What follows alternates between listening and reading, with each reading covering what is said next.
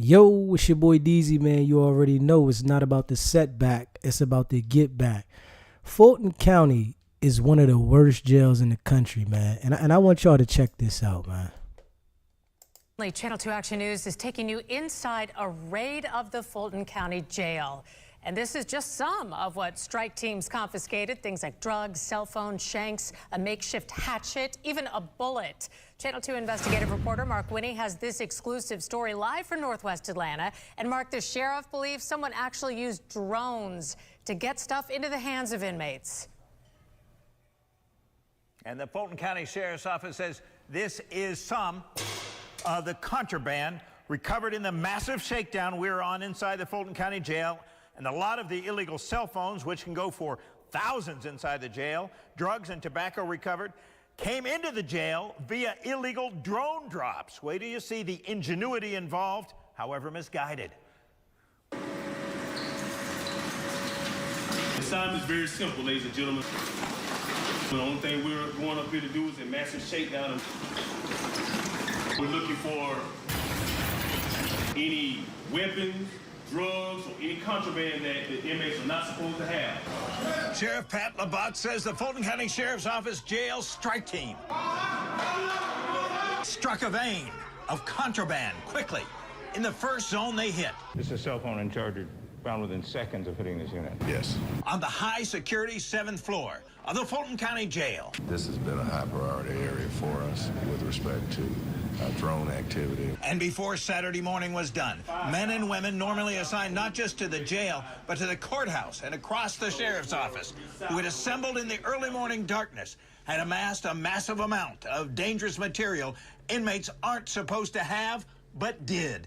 Lots of makeshift weapons, including shanks, even a makeshift hatchet, cell phones, even a bullet, suspected drugs. The Fulton County Sheriff's Office says all this from one shakedown. These are more than a half dozen suspected crack pipes? Yes. Taken from inside the jail. Yep. The Sheriff's Office says the shakedown turned up 22 illegal cell phones, suspected marijuana, tobacco, plenty of pills, even a bottle labeled as the prescription drug promethazine. And then there are the weapons. I'm surprised the building's still standing. Most of the weapons made from things stripped out of the building. From the plumbing shafts to the lighting fixtures. It smells like it. We had watched as the stuff piled up in that one zone. Where'd those come from? Cell 504. It's just our commissary kiosk, But what's it turned into? a charging station. This is marijuana from California. This is found in the cells. And that's marijuana? Yes, sir. How did that drone get in the window?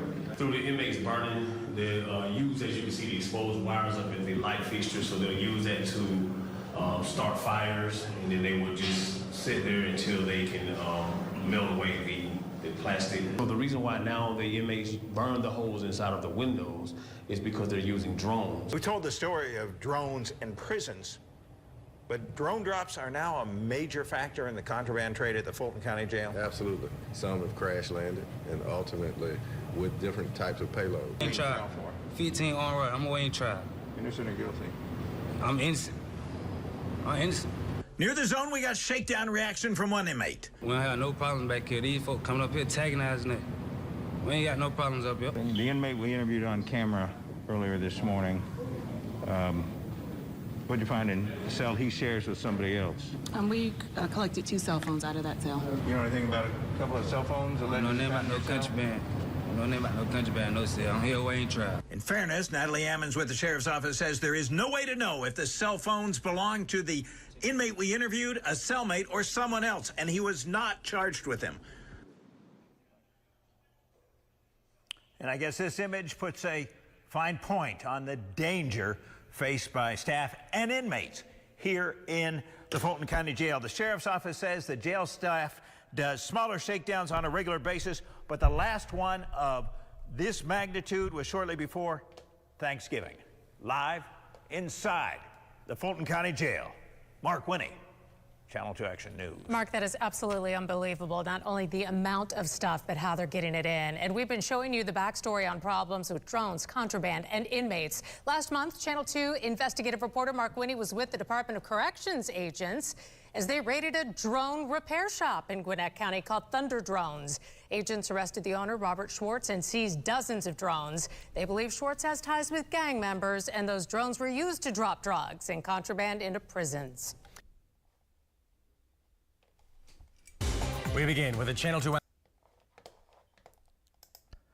So they say that this guy here is the person that is getting the drones to the inmates that are being dropping stuff off over the prisons, and they done arrested him. Yeah. Action News exclusive. Authorities say gangs are using drones to drop contraband into prisons, and they believe the owner of this drone repair shop and one of his workers are part of the operation. Good evening. I'm George Estevez. Justin Farmer has a night off. Good evening, everyone. I'm Linda Stouffer. It's believed to be the largest criminal operation of its kind in Georgia history. Agents uncovered ecstasy, meth, guns, and cell phones at dozens of prisons. New at 6, Channel 2 investigative reporter Mark Winnie is live tonight. Mark, this investigation focused on drone drops into Georgia prisons. And the key is what it kept out of Georgia prisons. Georgia Department of Corrections special agent says Operation Skyhawk culminated today with raids targeting one of many networks at the focus of the investigation. Networks including one involving a business called Thunder Drones and drone drops of drugs, cell phones, and more into Georgia prisons. Are you involved in drone drops of contraband into Georgia prisons? Not that I know of. All we do is repair drones. He was in communications with inmates within the Georgia Department of Corrections and their associates on the outside. Including gang members? Absolutely. About making drone drops, contraband drops. You don't know who you're repairing them for, who you're providing them to? Most of our business is consumer business.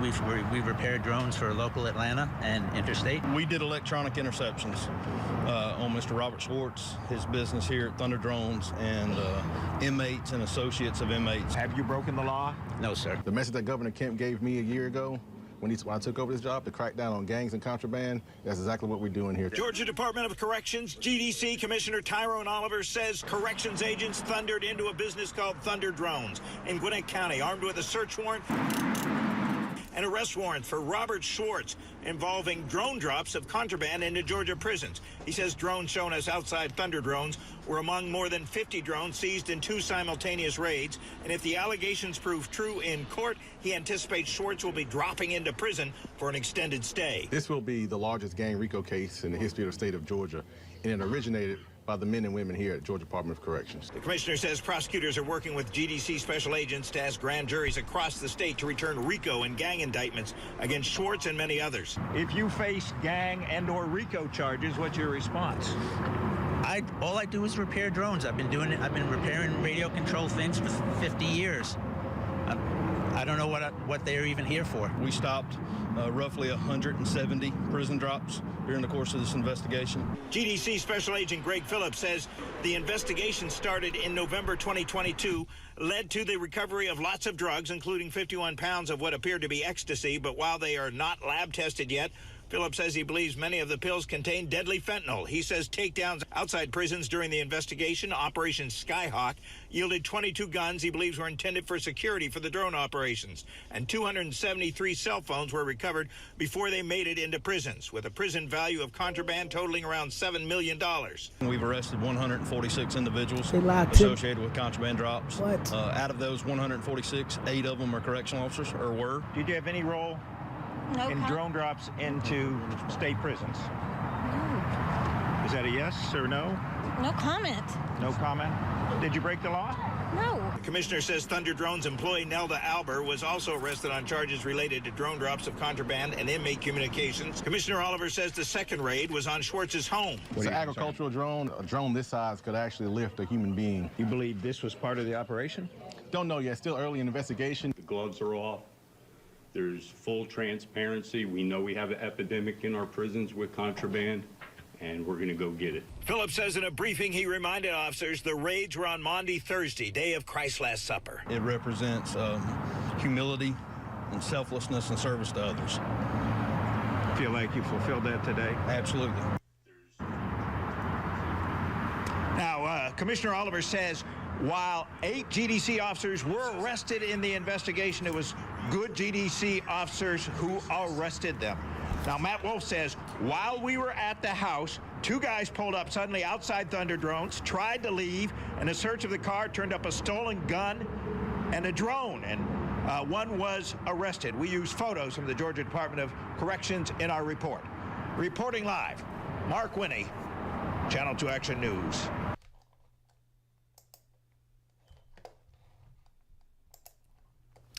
Yeah.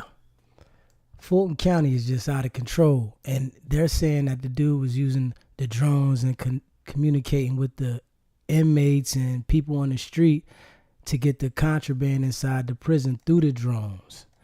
And I think it's far way more going on in the prison than just the drones. The prison conditions is bad, and they know it. People living in those prisons, it's like infested with stuff. And I'm gonna play some more of these videos. What's going on in here, man? Fulton County is out of control. I had knives put to my... Let me see, hold on. Anthony is one of... Hold up. And we already know, man, it's a lot of knives, drugs, and phones inside of those prisons.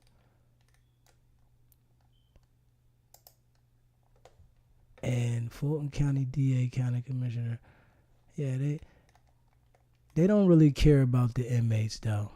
Once you're in jail, they really not concerned about you.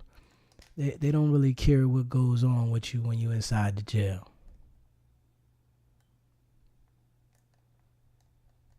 Let's see what Fanny was talking about then.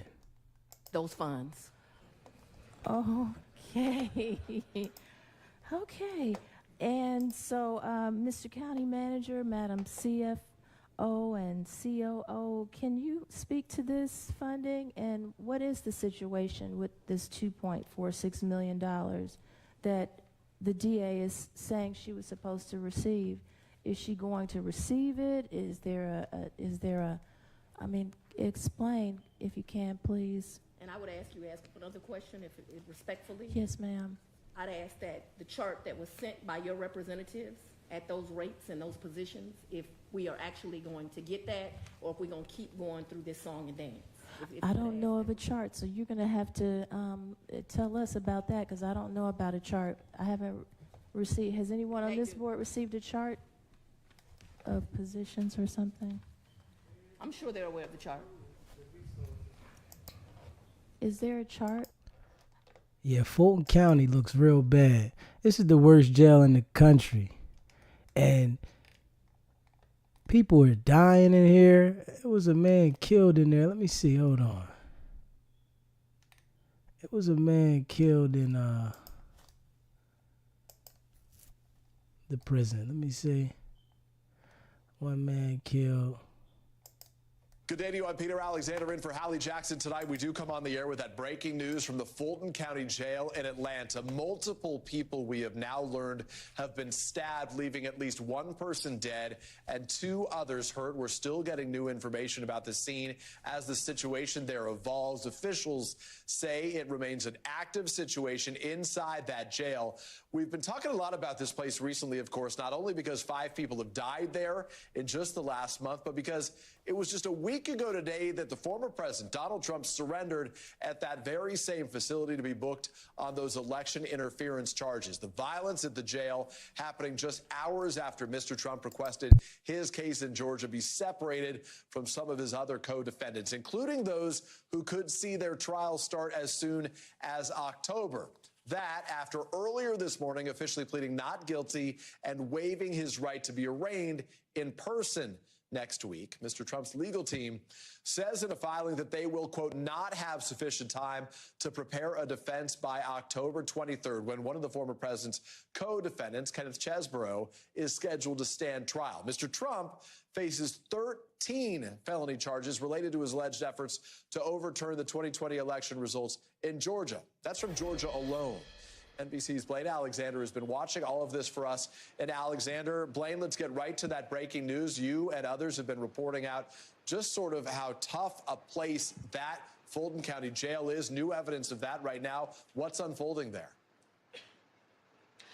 Well, Peter, this jail has come under a lot of attention as of late, but it's had a lot of troubles for quite some time. This is a jail that is currently under investigation by the Department of Justice, a jail that has seen a number of inmates die there this year, including 5 this month alone, and including one of them who was covered in bed bugs. This is a place that has seen chronic overcrowding and just a number of issues. So what's happening right now is I've been speaking with a spokesperson for the Fulton County Sheriff's Office. She tells me this is an active scene.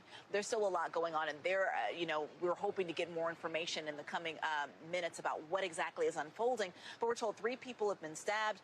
1 of these people have died. 2 others are suffering injuries there. Now, as for the jail itself, we know that the sheriff had actually asked the commission for money to build a new jail. By a feasibility study, it would cost some $2 billion to make. And so that's something they've been requesting for a while. But again, a lot of trouble with this jail, and it's been going on for quite some time, Peter. I know you're going to keep an eye on that right now. Obviously, we're trying to get any reporting we can out of that situation. I want to switch gears, though, to the political situation and the legal matter for the former president, to his case. What do these moves to sort of sever his case and waive his arraignment in person mean for the future of Mr. Trump's case there in Georgia? Not just for him, frankly, but also for his co-defendants.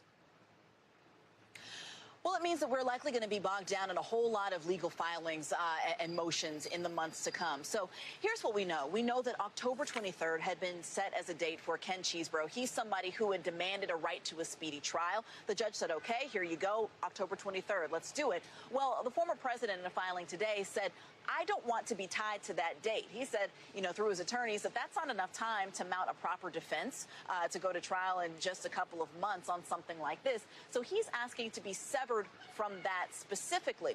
Now, the other thing that we've been watching, of course, is that there have been some co-defendants who have asked to be severed altogether, severed from all of the other 18 co-defendants. Of course, we see that that could be something that could be forthcoming from the former president as well, to kind of expand that request. The other thing that he asked for today, though, is something that is pretty standard and something that we expected from him, Peter, to waive his arraignment, to waive his right to appear before a judge next week. During that arraignment, he's entered a not guilty plea. And Peter, one thing I do want to point out is that that arraignment would have happened here, right in front of where I'm standing at the Fulton County Courthouse. We talked about the jail. There's no plan of him ever going back to the jail. So I think that's important to put into context as well, given how plagued it is. Thanks for watching. Yeah, Fulton County is out of control. And they know it's out of control, but they don't care. Because if they cared, they would have got it under control. You see how when they want to get things under control, they get them under control. Say, hold up. Now planning to sue the Fulton County Sheriff. Now they're claiming a detention officer left their post for an hour while another detainee stabbed their loved one to death. 11 Alive's Tracy A. McPeer joining us live from the jail with the latest on this lawsuit. Well, I'm told tomorrow marks 1 year since someone stabbed Dino Walker to death inside the Fulton County Jail, and his family says the sheriff's office is responsible. Chandra Toland simply too upset to talk this afternoon, but her attorneys have a lot to say about the lawsuit they're filing in response to her son, 34-year-old Dino Walker's death. The sheriff, the administration are responsible for Dino Walker. Was their hand on the knife? Might as well have been. Attorney Harold Spence claims Walker had been in jail for 2 years at that point. He'd been indicted and charged with aggravated assault and was waiting for his trial. They claim he was being held on a floor with other known violent offenders on September 22nd, 2022, when a detention officer left the floor and then Walker was killed. So you have roaming free some of the most violent inmates at the Fulton County Jail. This detention officer was gone for an hour. During that time, attorneys claim Walker was distracted by one inmate while another came up from behind and stabbed him. They don't perform CPR because by the time they get there, they state that he was already dead for some time. Lord have mercy. Attorney Mawuli Davis accuses the detention officer of being negligent for leaving the floor for too long. All inmates were out doing their usual activities. Some was watching television, some was on the phone, and others were just sitting at the table when a man is laid out in a pool of his own blood. Walker's family is now hoping a lawsuit will help them take care of Walker's son and bring them a sense of justice. Fulton County Sheriff, Fulton County, you should be ashamed. With our lawsuit, we hope to be a part of the solution. Now, attorneys mailed Fulton County a 30-day notice today. It's a required step they have to take before they can actually file a lawsuit against the county. Now, we reached out to the sheriff's office to get a response on the allegations and the pending lawsuit, but so far, we haven't heard back. Reporting live at the Fulton County Jail, I'm Tracy A. McPeer, 11 Alive News. Yo, Fulton County is just out of control.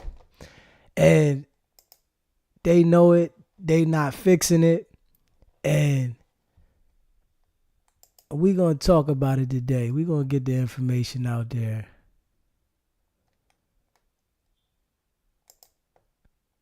Yeah. We're going to check this one out right here. I think this one, let me see, hold on. Nah, this is the one, hold on. Yeah, this is the guy. Yeah. Atlanta police. Okay, nah, we ain't messing with that one. Nah, we ain't messing with that one. We ain't messing with that one. Hold up. Yeah. Fulton County just out of control. Let me see. Bus, Fulton County. Hold up. They got another bus. Inside the jail. The jail's getting busted like the streets. They busting people in the jail like they do on the streets. Let's go. Only here on Fox 5, 6 people are behind bars tonight, including a Fulton County detention officer, after the Fulton County Sheriff disrupted a major contraband network. The evidence seized includes drones, stolen weapons, marijuana, and $5,900 in cash. Let's go now to Fox 5's Angelique Proctor, who joins us now from the Fulton County Jail with more on this major development. Angelique? Good evening to you both. Now, in addition to this detention officer who was arrested at her home this morning, the sheriff says 4 of the people arrested were vendors. Vendors are contractors who do different things for the jail.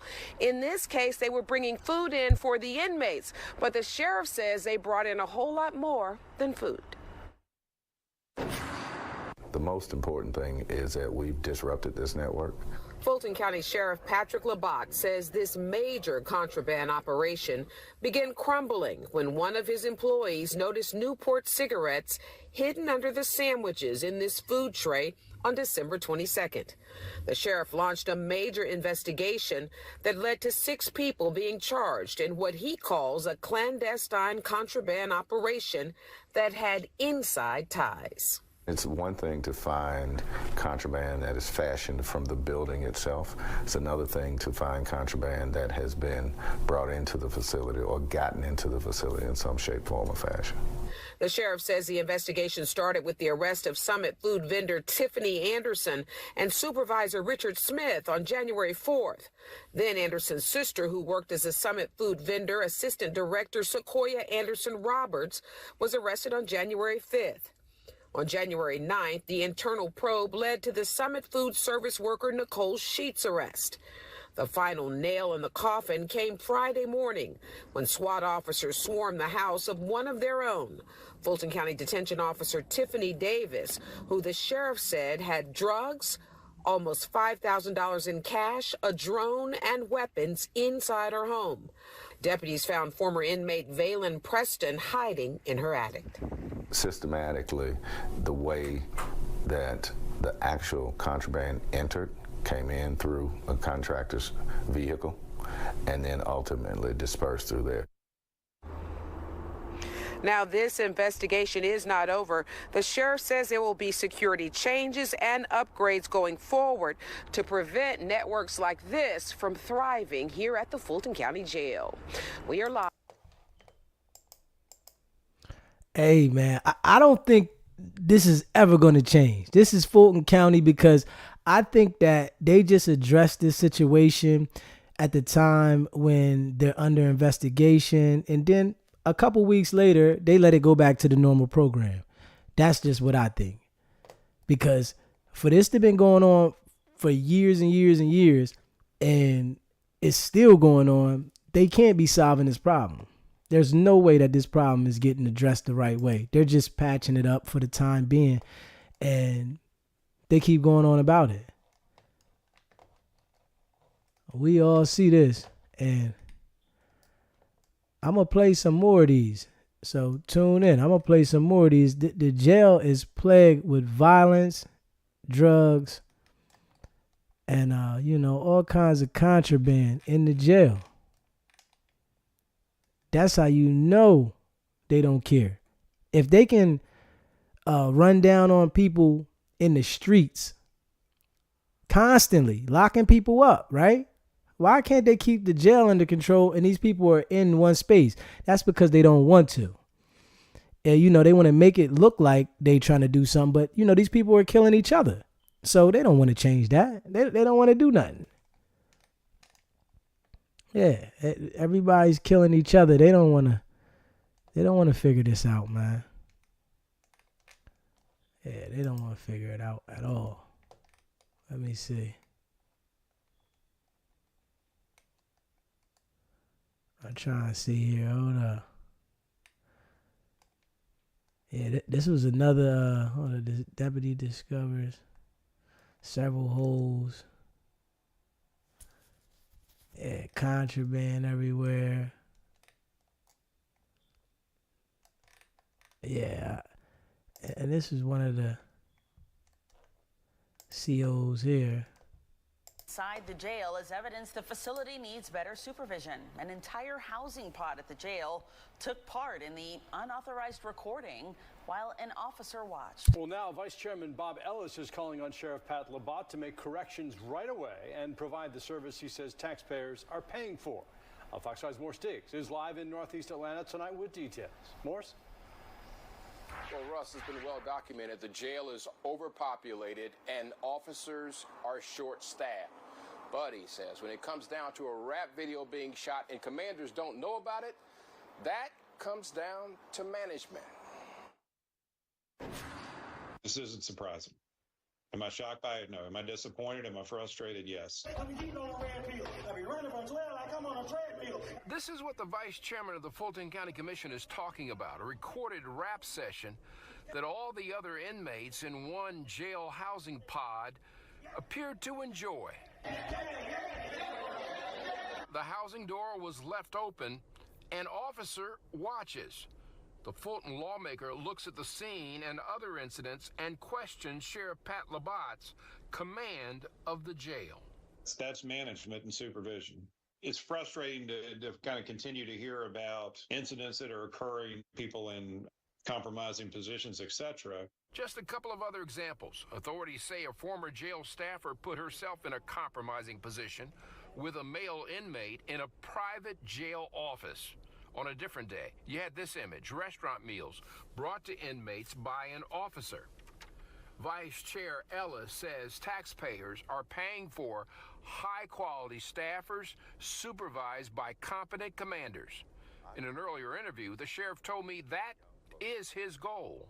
We've been very intentional about working with the Board of Commissioners. We've given just our law enforcement division and our sworn division a 36% pay raise in the last 2 years. All right, we're the only law enforcement agency that we know of in the metro area is paying a $10,500 bonus.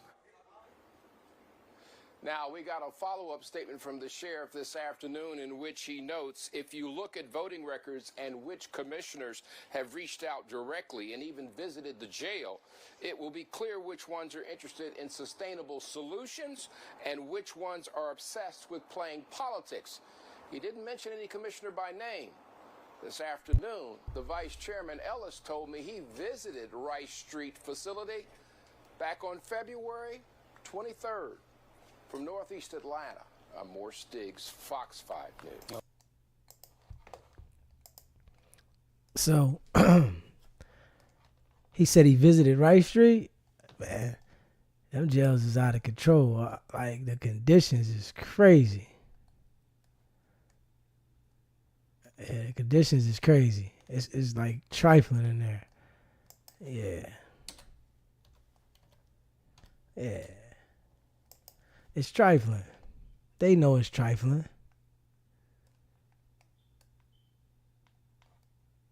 Yeah, they know it's trifling.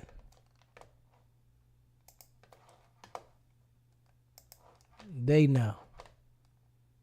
As Fox 5's Morse Diggs reports, the spotlight has been on the jail since the death of a prisoner whose body was covered with bugs. On top of the Fulton jail being way overcrowded, there are sections like this one here that they can't use or shouldn't use, and yet they had been used and part of the deplorable conditions. An inmate complains he needs to get out of the county jail to go see a judge. The sheriff, Pat Labatt, allowed the public to see inside. Every inmate, every detainee, and every cell. Labatt says he will look at every floor and talk to the inmates. Some continue to be curled up in doggy-style plastic trays due to overcrowding, and conditions made even worse because some of the jail sections cannot be used. There's actually a leak behind the wall. We saw cell doors off hinges, water from leaks, and other things we will not put on this broadcast. One inmate told Labatt he's not been able to shower since Saturday. I came up here Saturday, we have our intake. We took a shower. We were coming up for intake. That was it. The highly publicized death of one inmate who sustained bug bites had been housed on a different medical floor. But that death put the Fulco jail and the sheriff in the spotlight.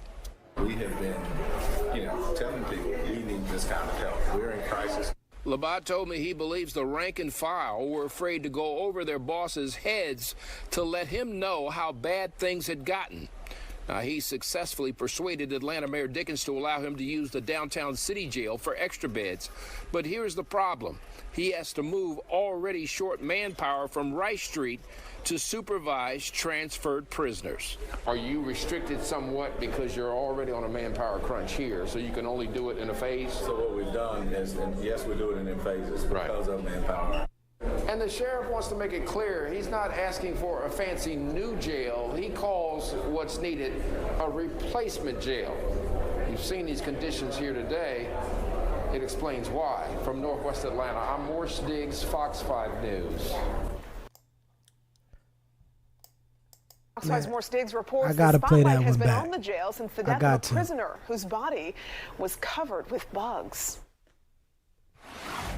On top of the Fulton jail being way overcrowded, there are sections like this one here that they can't use or shouldn't use, and yet they had been used and part of the deplorable conditions. An inmate complains he needs to get out of the county jail to go see a judge. The sheriff, Pat Labatt, allowed the public to see inside. Every inmate, every detainee, and every cell. Labatt says he will look at every floor and talk to the inmates. Some continue to be curled up in doggy-style plastic trays due to overcrowding, and conditions made even worse because some of the jail sections cannot be used. There's actually a leak behind the wall. We saw cell doors off hinges, water from leaks, and other things we will not put on this broadcast. One inmate told Labatt he's not been able to shower since Saturday. I came up here Saturday, we have our intake. We took a shower. We were coming up for intake.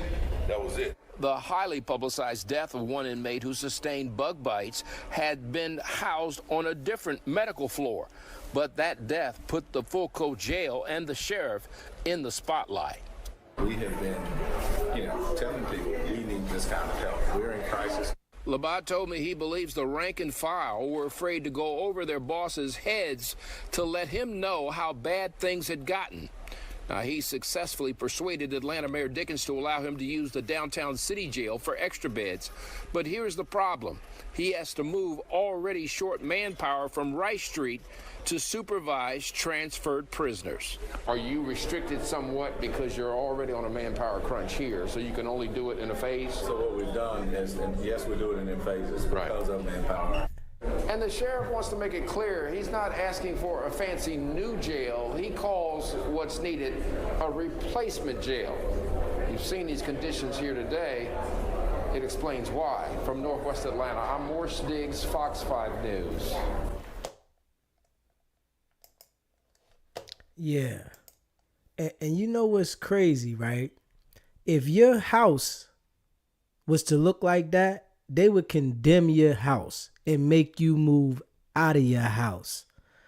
This is crazy. But the jail looks a mess, disgusting, and they still allow people to live in there. This how you know they don't care about human life, how they act. Because, man, that there is disgusting. How are those steel doors off the hinges? How are the steel doors in the jail off the hinges? Water all over the floor. They can't even take a shower. You got to understand that is inhumane to the fullest. And they know it, man. They know it. Crazy. Now, and check, the COs they just out of control there, man. Check this out. Is now in jail. She's accused of taking $17,000 in bribes to smuggle in contraband. Channel 2's Michael Seiden is live at the jail where he learned one of the inmates involved is a defendant in the YSL trial. Michael. Linda, we've learned that when investigators searched this former detention officer's iPhone, they found financial transactions, some of which were between that defendant, Marquavius Huey's family and this former jailer. Tonight, though, we have learned through this investigation that they believe 4 other inmates were also accused in this criminal scream.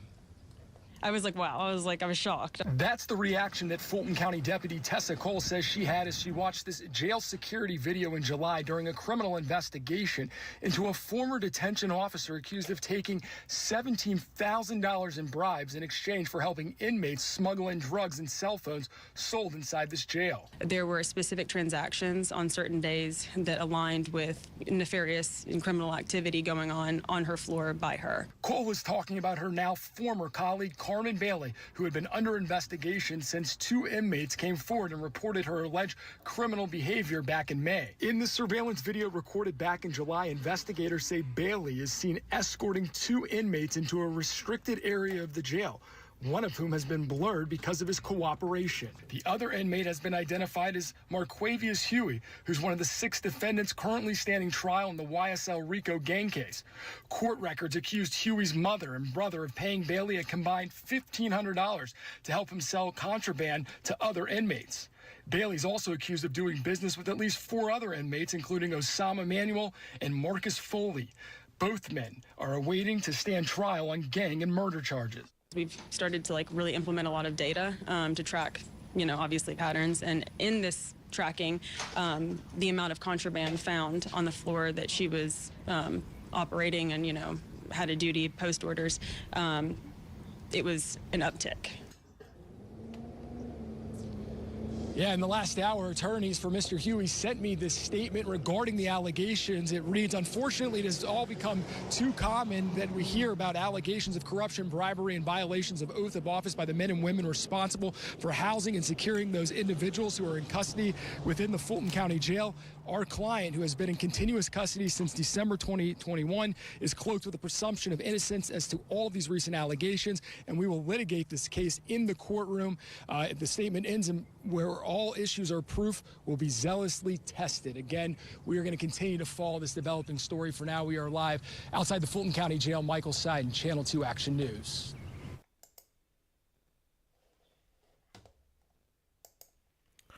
Well, we see the jail is just corrupt. And the guy that was on trial, Marquavius Huey, they said allegedly he had his family paying the CO to bring stuff in. And one of the inmates cooperated. They blurred his face out because he was telling all the information.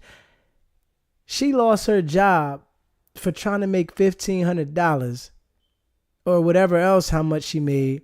But she lost her job for them peanuts, man. She really let these guys influence her, probably because they was with YSL. She let them influence her on bringing them stuff in. And she's not even thinking that this is going to tear my whole life up. The thinking, man.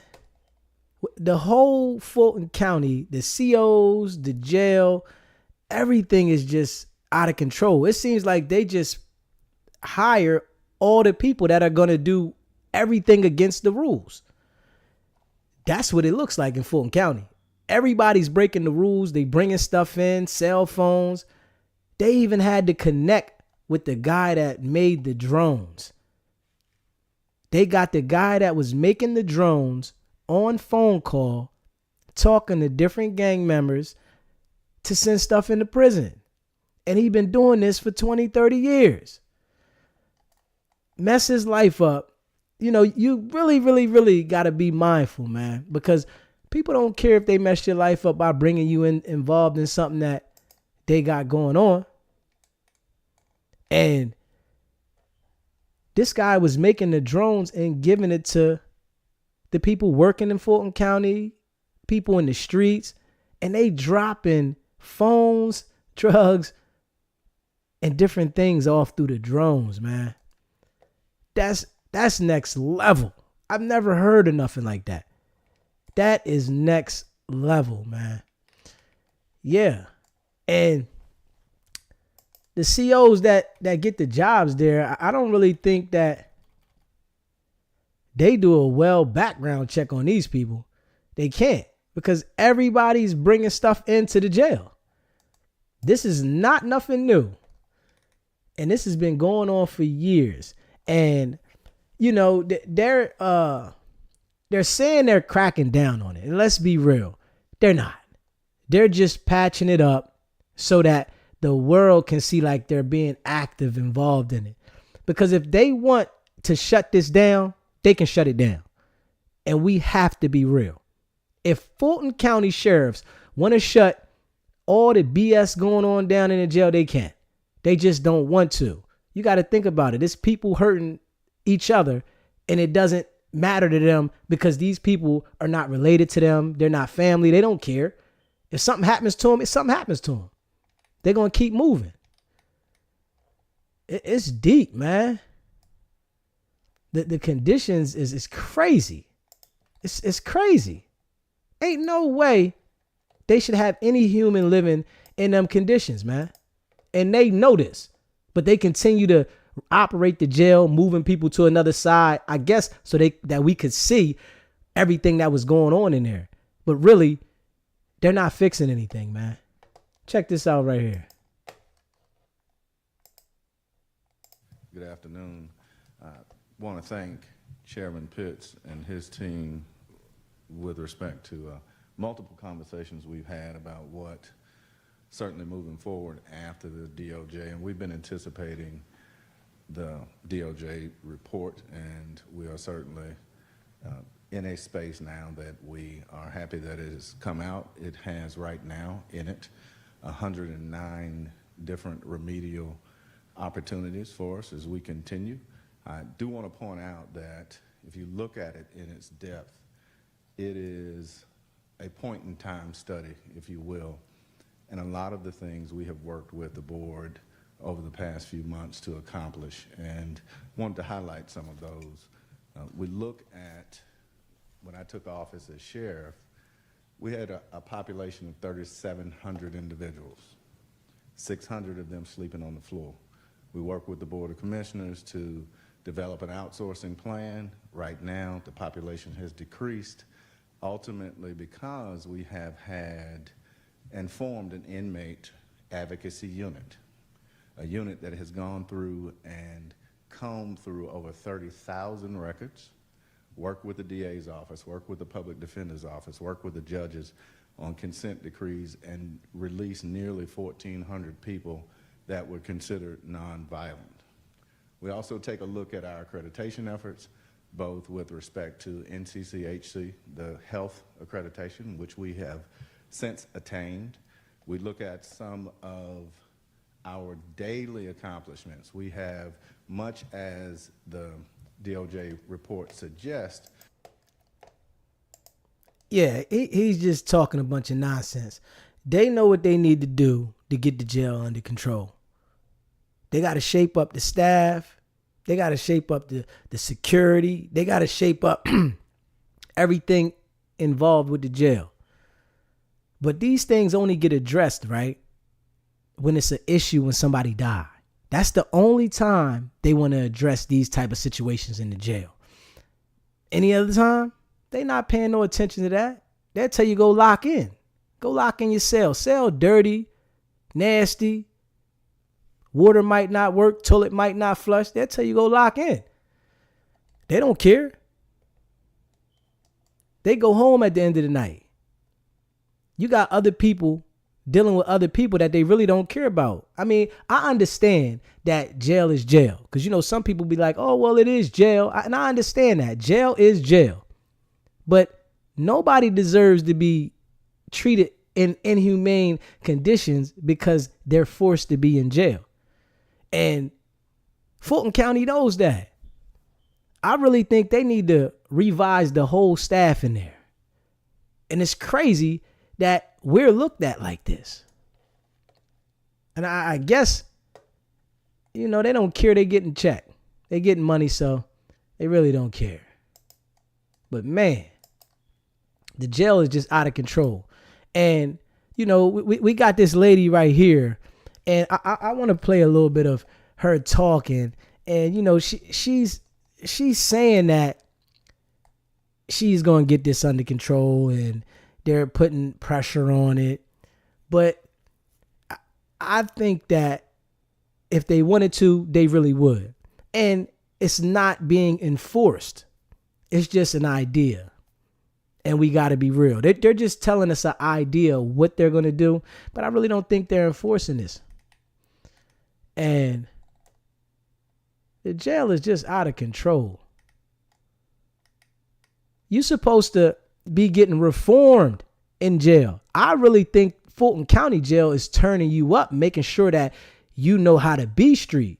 I'm sure it's people that probably in there in jail that's not even street that they have to turn to being a street person because everybody around them has knives.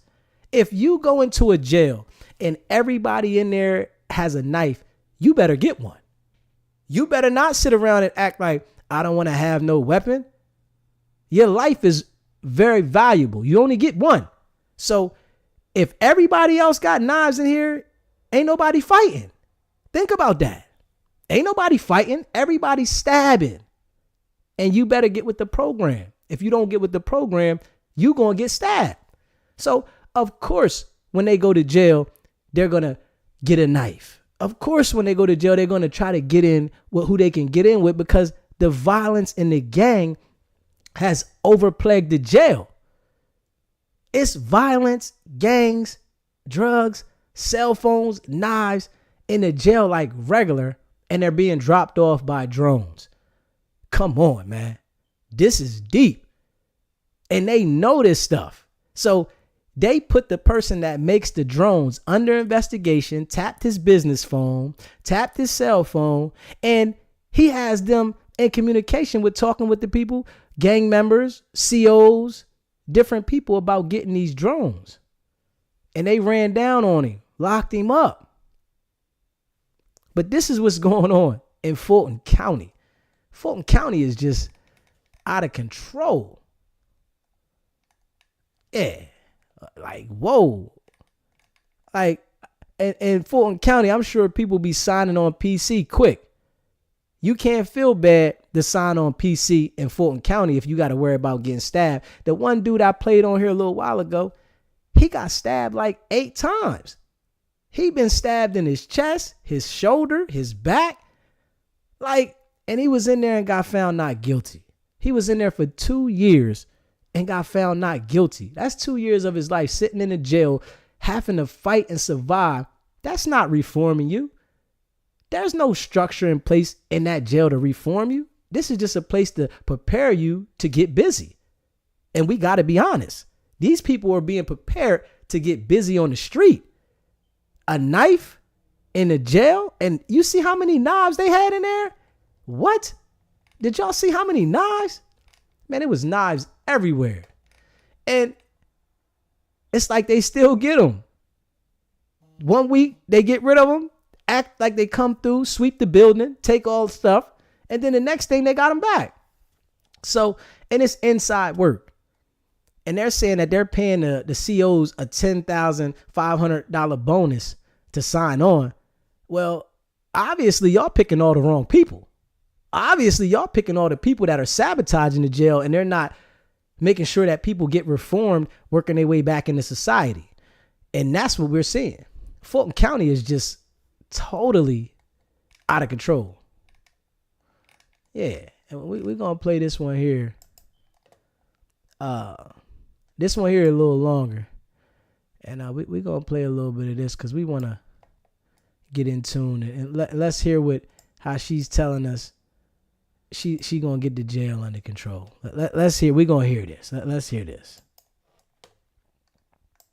Cannon, U.S. Attorney for the Northern District of Georgia.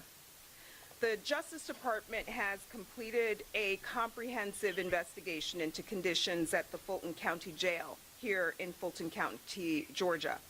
Our investigation finds long-standing unconstitutional, unlawful, and dangerous conditions that jeopardize the lives and well-being of the people held there.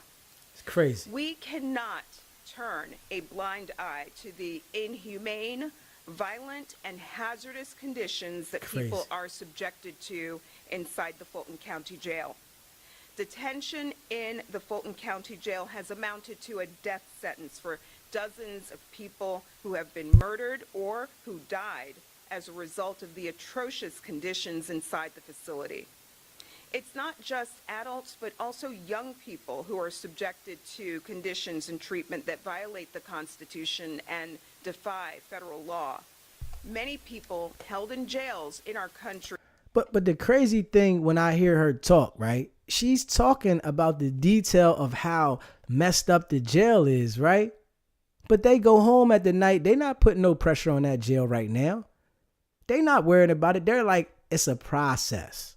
How is it a process when these jails are inhumane? What process are we waiting on? Get it right.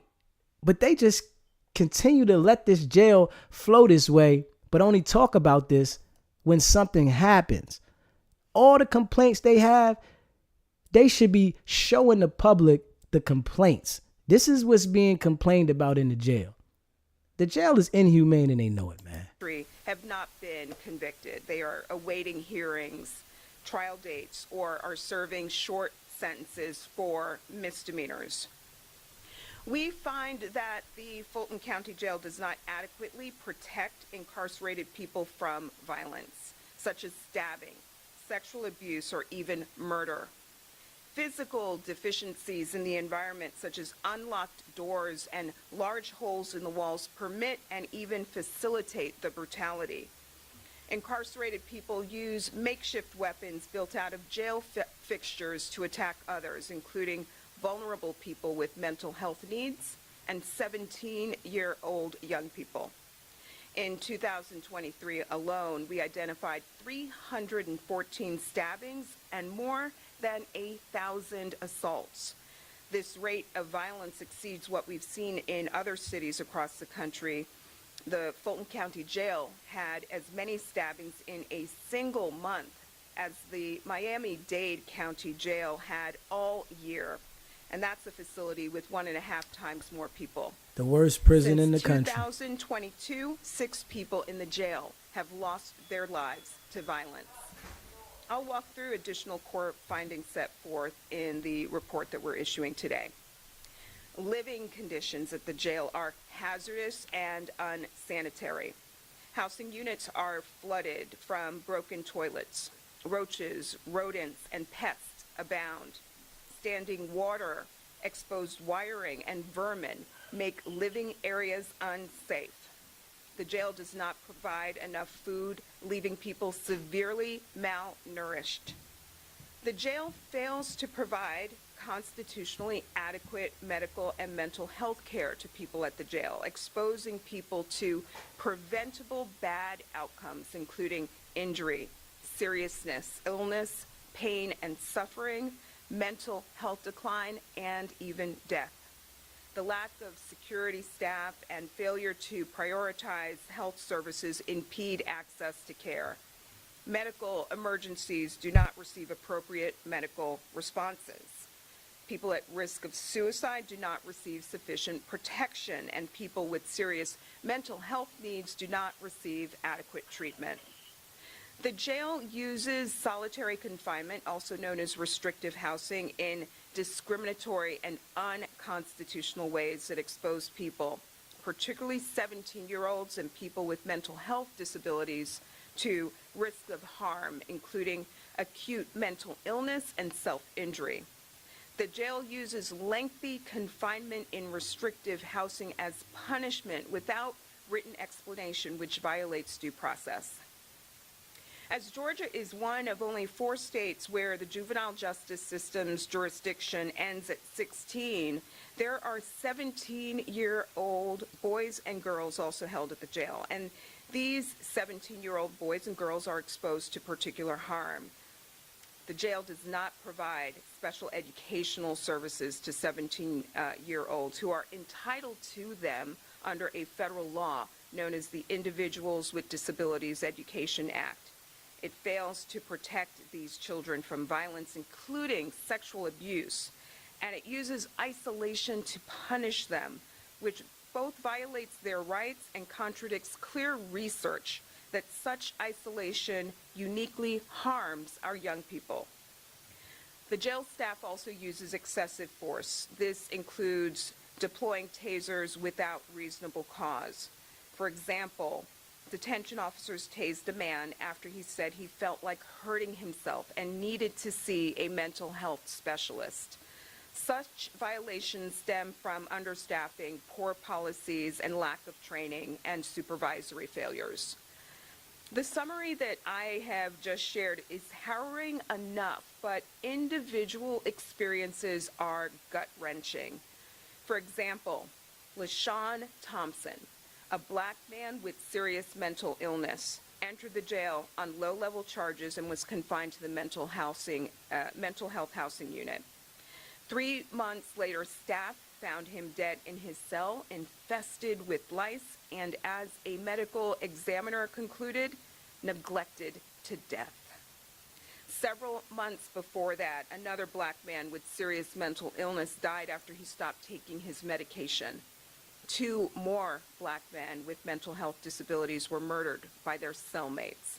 Weeks after we opened our investigation, 6 more black men died at the jail.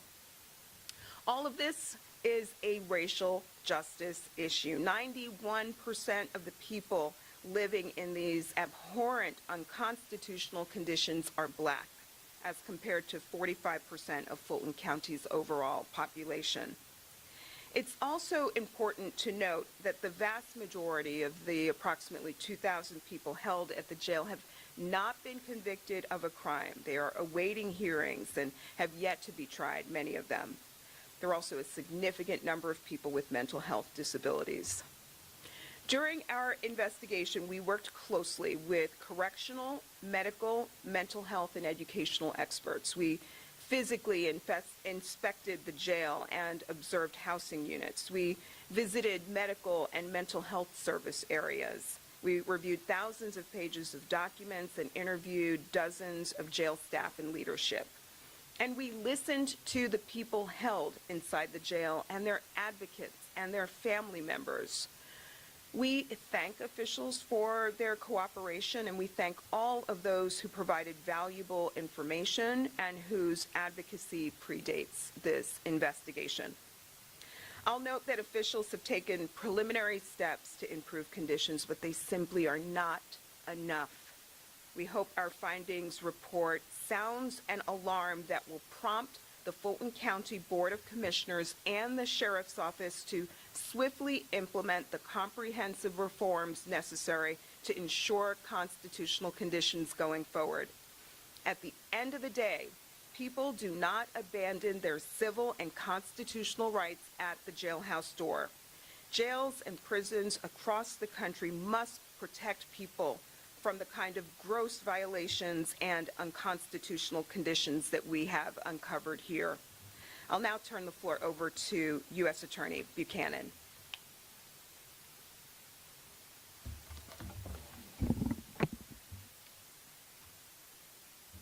Good afternoon. I'm Ryan Buchanan, and I'm the United States Attorney here in the Northern District of Georgia. 1974, Supreme Court Justice Thurgood Marshall wrote, "When the prison gates slam behind an inmate, he does not lose his human quality, his mind does not become closed to ideas, his yearning for self-respect does not end, nor is his quest for self-realization concluded." 50 years later, our comprehensive investigation into the conditions of confinement at Fulton County Jail has, at its basic level, revealed that the men and women and young people who find themselves housed at the jail are often left to wonder whether their humanity remained intact once they crossed the threshold of the jail facilities.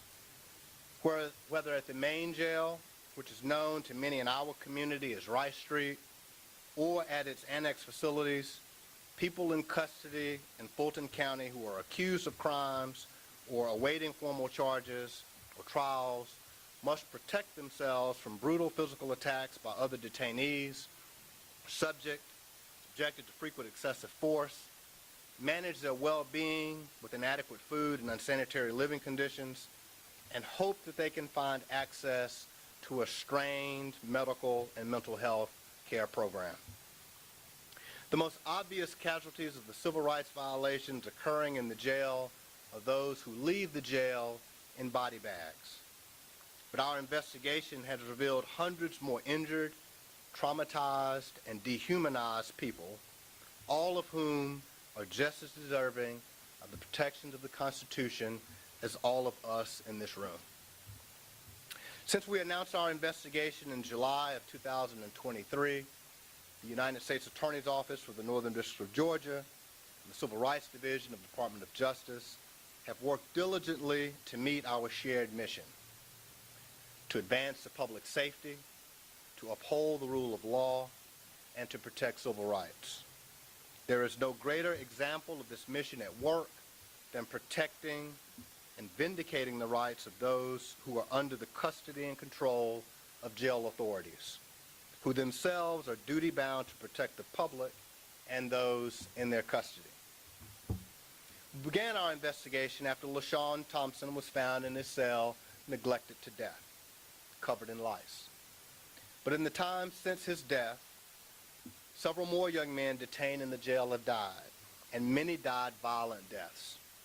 Our investigation revealed unacceptably high incidents of assaults and stabbings, and in some cases, most disturbingly, jail staff witnessed and allowed the attacks without intervention.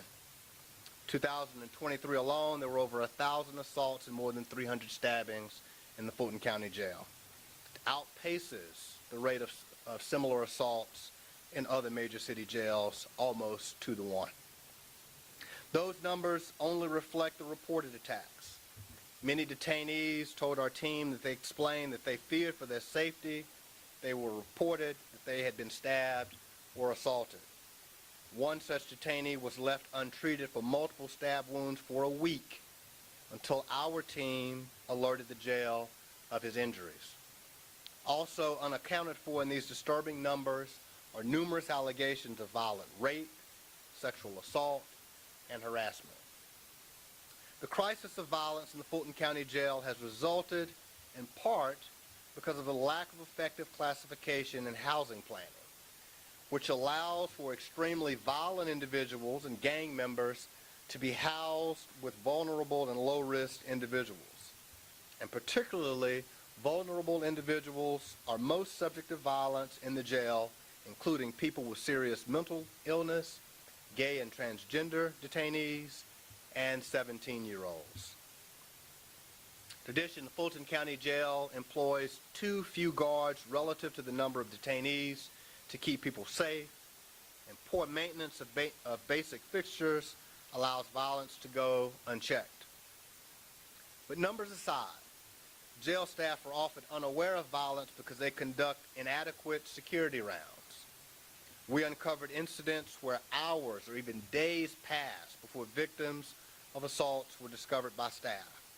In one shocking case, while an officer sat in an observation tower, a man was killed with his hands and his feet bound, not found until his body was extremely cold.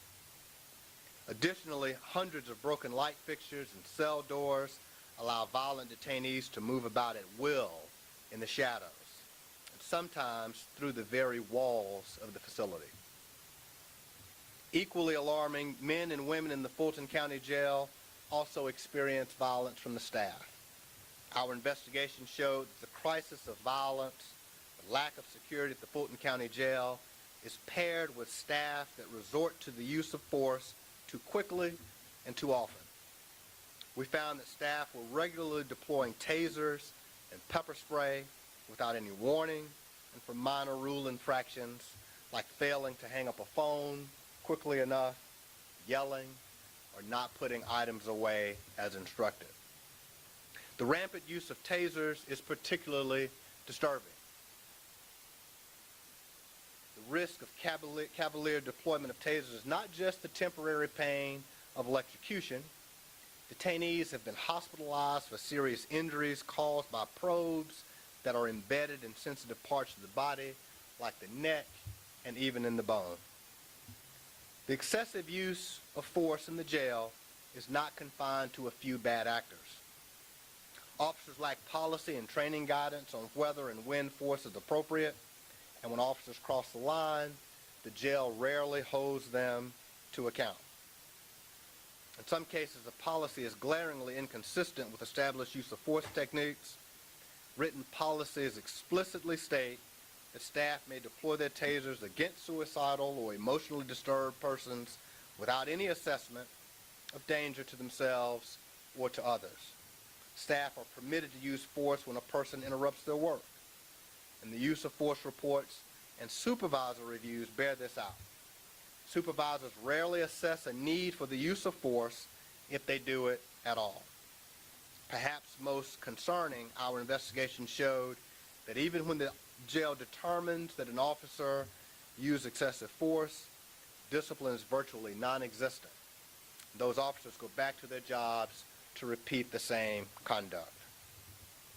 Aside from the glaring risk of violence, detainees face the insidious threat of unsafe living conditions, constant exposure to rodents and pests, and an unsettling disregard for food safety. Detainees in the Fulton County Jail lack basic necessities like working toilets and sinks, and are exposed to flooding, standing water, mold, and what can only be described as filth. Pests carrying bacteria and disease not only run rampant in food preparation areas, but have infested the bodies of the people in the jail, people like LaShawn Thompson. Earlier this year, our team was evacuated from a housing unit in the jail because of a lice outbreak. Given the high incidence of violence in the jail, The need for adequate medical and mental health care is critical. But Fulton County Jail has failed to provide constitutionally adequate care to the men, women, and young people in the custody of Fulton County Jail in virtually all respects. For a time, because of the unsafe conditions in the jail, Fulton County's health care provider, NAFCare, nearly terminated its contract to provide medical and mental health services for fear that their staff would become victims of the dangerous environment without proper security escorts. The lack of security left an entire floor of the jail without adequate access to care because it was simply too dangerous for the health care workers to go inside. Medication and treatment are often impeded by flooding in a unit, power outages, and the unavailability of officer escorts. This lack of care in the Fulton County Jail has led to at least 17 non-homicide, non-suicide deaths in 2022 and 2023, a rate that is more than twice the national average since 2019. A detainee who reported chest pain later died of a heart attack. Jail failed to assess a man for rapid weight loss before he died, much like LaShawn Thompson, who died after losing over 30 pounds in 3 months. These figures likely underreport the true death toll of people who were transported out of the jail to Grady Hospital and died outside of the jail walls. If someone dies in the jail, there's little or no effort by the jail to determine the root cause of their death. 75% of the people who have died in Fulton County Jail since 2021 had a current mental health diagnosis or a history of mental illness. Perhaps unsurprisingly, the mental health treatment options and suicide prevention practices are grossly inadequate in Fulton County Jail. Our team observed firsthand how custody staff deprioritize mental health issues and fail to respond appropriately to concerns. Requests for mental health treatment are delayed or ignored, and mental health staff are simply unable to provide the minimum standard of care for those who need it.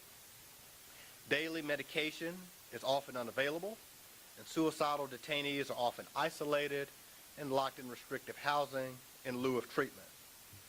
And when people are released from the Fulton County Jail, they are frequently left without the medication needed to sustain their health, without notice to their families, and sometimes actively experiencing a mental health episode. This is not a recipe for ensuring the safety of these individuals upon release or the safety of our community, and it is constitutionally unacceptable. Finally, I'd like to speak about a population in the Fulton County Jail that many may not know exists, a population of 17-year-old boys and girls. All of the constitutional violations that I've discussed today apply with equal force to the young people housed at Rice Street and the annex facilities. The average stay of a 17-year-old in the Fulton County Jail is 392 days. In that time, they are particularly and uniquely at risk for violence, lack of access to mental health care, risk of suicide while in isolation in restrictive housing.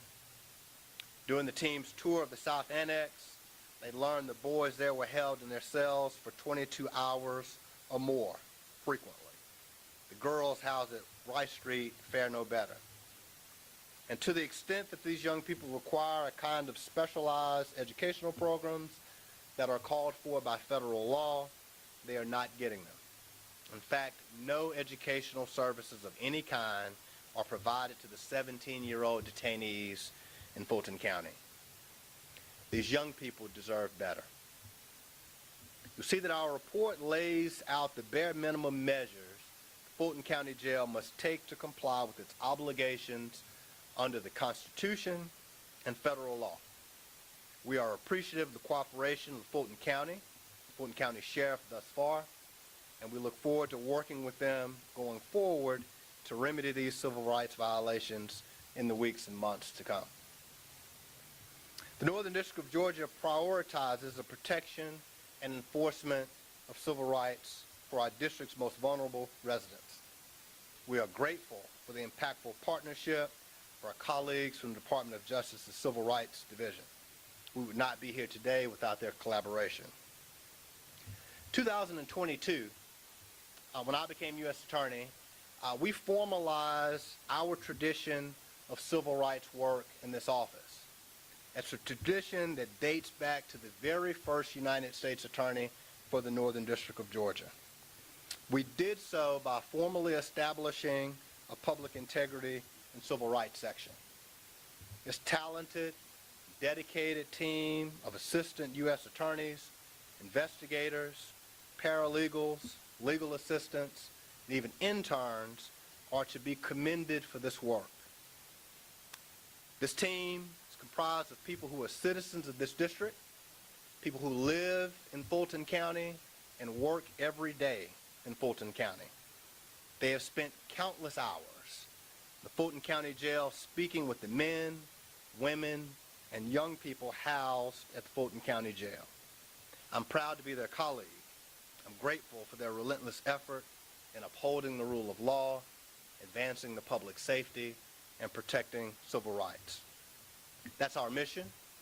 We relish the opportunity to fight for the rule of law, for the safety of our citizens, and for the civil rights of every human being who lives in the Northern District of Georgia. We do so because our Constitution and our mission mandate equal justice under the law for everyone. Thank you.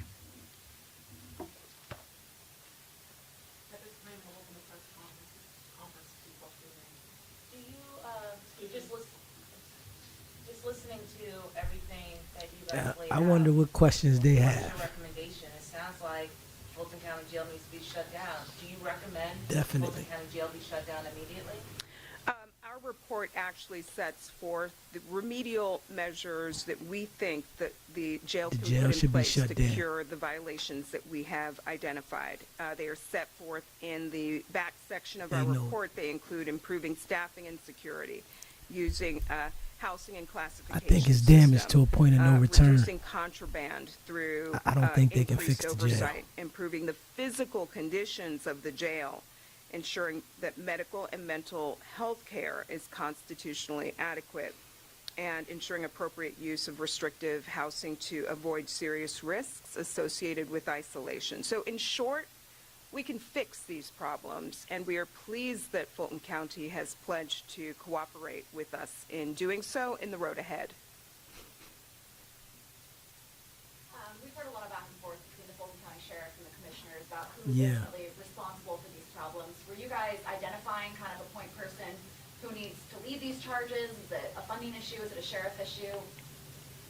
Well, we're looking forward to working with Fulton County and the Fulton County Sheriff's Department to negotiate a resolution, and we recognize that this is an important issue for the community, and they will certainly play an important part in the process. Is there one kind of more responsible, or I guess ultimately responsible for the well-being of these inmates? I think all officials have a role here, and look forward to working with both the county and the Sheriff's Department in the road ahead. You know they don't like to answer the questions. Specific time frame, you know, and then how will your office proceed based on the efforts of the county to address this issue? We are hoping to turn the page today. We've provided our findings to the county and look forward to moving swiftly to address the violations that we have identified. This is a life and death matter for many, given the severity of the violations that we have uncovered. Have they been given a time frame to address it? No specific time frame, Oh, but we man. are, How they don't are got a ready time to frame? roll up our sleeves and work Come now on, man. with the county to address these serious issues. And you listed a number of civil rights They don't care. violations. Is anybody being held accountable for the actions that have happened thus far, be it charges, I legal want to action? hear this right here. Who's being held accountable? Who is being held accountable? It's an important question. We have heard the calls for accountability. This is a civil investigation carried out pursuant to a federal law known as the Civil Rights of Institutionalized Persons Act. What we're seeking to do here is put in place the systemic reforms needed to ensure the safety of those housed at the Fulton County Jail going forward. I know things are laid out in the report, black and white, but did you know it was going to be this bad, this inhumane, unconstitutional when you went in? And does any of this shock you? Of course it's shocking. People have died. We started in July of 2023 after the tragic death of LaShawn Thompson. Obviously, when you start something where someone has died, you're already at, in many respects, rock bottom. And so we continued to investigate. Unfortunately, we found that LaShawn Thompson was not the only person who died as a result of these conditions. And then if you scale back beyond just those who died, but those who I mentioned were traumatized, dehumanized, and the like, you come up with a situation that we believe is just unacceptable for our community. And so all of the atrocities that are listed in this report are disturbing, all warrant prompt attention by the Fulton County authorities, and we look forward to working with them as quickly as possible to provide a remedy. Have you been in contact with LaShawn Thompson's family? They've been very vocal about his death, protests, all kinds of things. Have you guys personally reached out, or the team reached out to the Thompson family? No. We've been in touch with a number of families, a number of advocates, they asked, and people have you been in touch with that specific all family? who shared their testimony and those stories and lived experiences of people housed at the Fulton County Jail very much informed the findings that we issue today. Is there any kind of action you guys can take to ensure that these recommendations become reality or become reality in an efficient manner?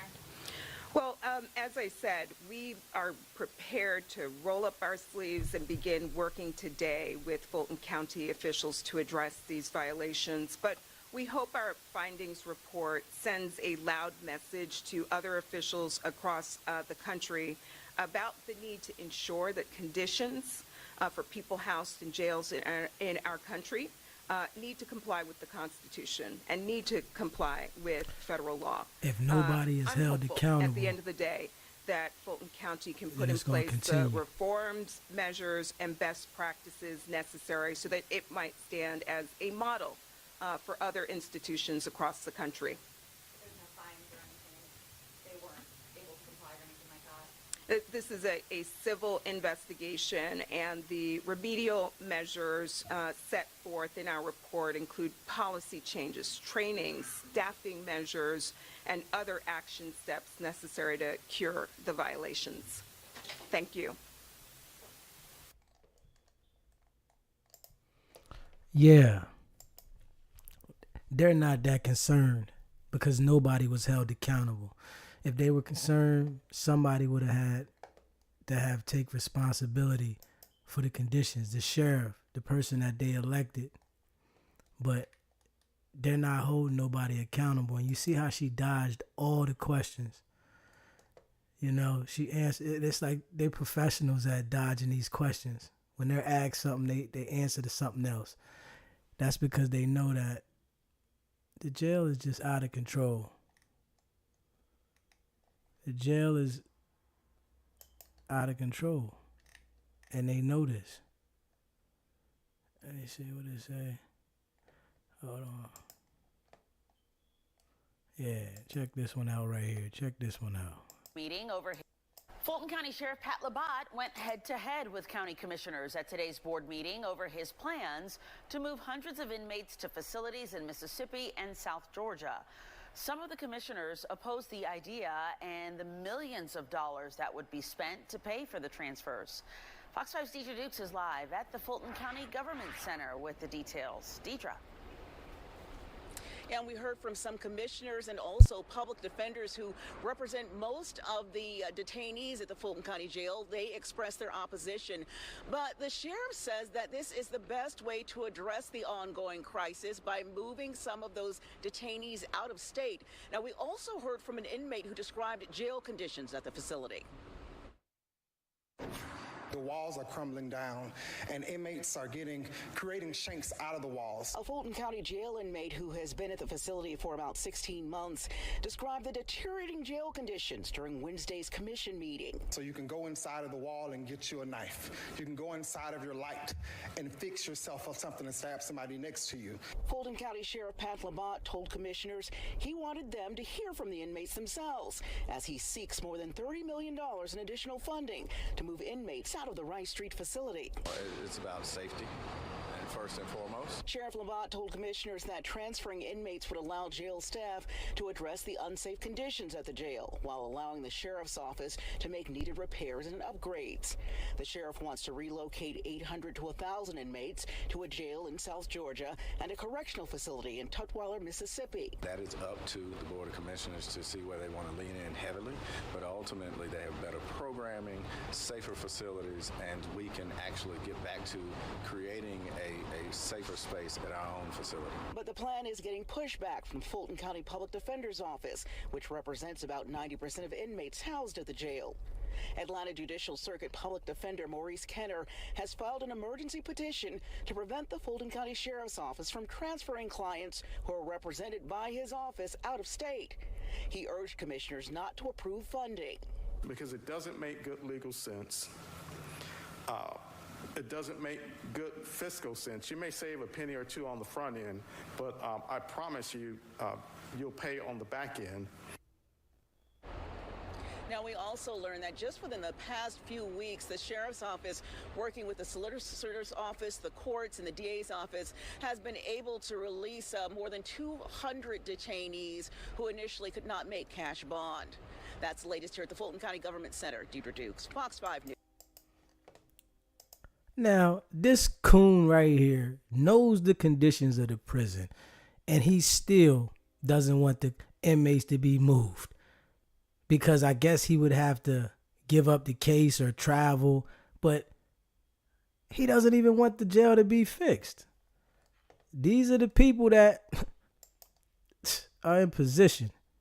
It's crazy. He knows the conditions of the jail, but he doesn't care, and most of them don't. They got a job to do, and they don't care what's going on with the people in there. Even though this entire jail, you're held innocent until proven guilty. The entire jail. I think they said 90-something% of people in there are still going to court. So they haven't been found guilty. And these people don't even care that you have people that are presumed innocent until proven guilty in these conditions. They don't care. This is the game. Boy, oh boy. Yeah, here's what is running Georgia State investigation. Let me see here. What's this saying here? Hold up. Yeah, check this out right here. I want y'all to check this out right here. Yeah, hold up. Let me get y'all to check this one out right here. The Fulton County Jail is now resulting in a list of findings and recommendations. It follows a series of deaths inside the jail, which the sheriff says is literally falling apart in some places. And as 11 Alive's Molly Oak reports tonight, some state lawmakers are now calling out some Fulton County leaders, saying there's plenty of blame to go around. Breakdowns in the system. That's what one state senator said this morning while discussing the Georgia Senate Public Safety Subcommittee's findings following its investigation into the Fulton County Jail. To sum it up, there's plenty of blame to go around. The report lists 17 findings and recommendations, and while senators say Fulton's jail is facing many of the same issues as other jails in Georgia, they specifically pointed out what they called the primary issue Fulton's jail is facing. The relationship, the professionalism, and teamwork between the four areas that will ultimately solve this problem, which is the county commission, the district attorney, the judges, and the sheriff. And what we've discovered in the district attorney's office is dysfunction to where cases are being moved entirely too slow. There are no efforts that we saw being made to expedite beyond the normal process.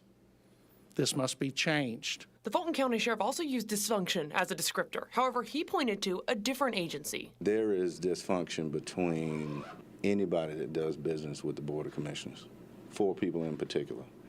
They are very intentional about doing everything they can to limit how we as a sheriff office interacts. One of the recommendations says the sheriff and commissioners need to start meeting weekly to improve their relationship. Senators say the report also calls for the city of Atlanta to turn over the Atlanta Detention Center to the county, something Fulton County Chairman Rob Pitts says he agrees with. I want city to transfer that jail to us. I want the constitutional officers to follow our purchasing procedures, and I want the judges to give us a full day's work for the full day's pay that they receive. Adding he is completely on board with all of the recommendations. In Atlanta, Molly Oak, 11 Alive News. And today we did reach out to the Fulton County DA's office for any comment that they have on the Senate subcommittee's report. So far, we have not heard back. Of course you haven't heard back because nobody's really concerned. You know, nobody really cares. And, you know, it's been several investigations into the Fulton County Jail. And the same thing continues to happen.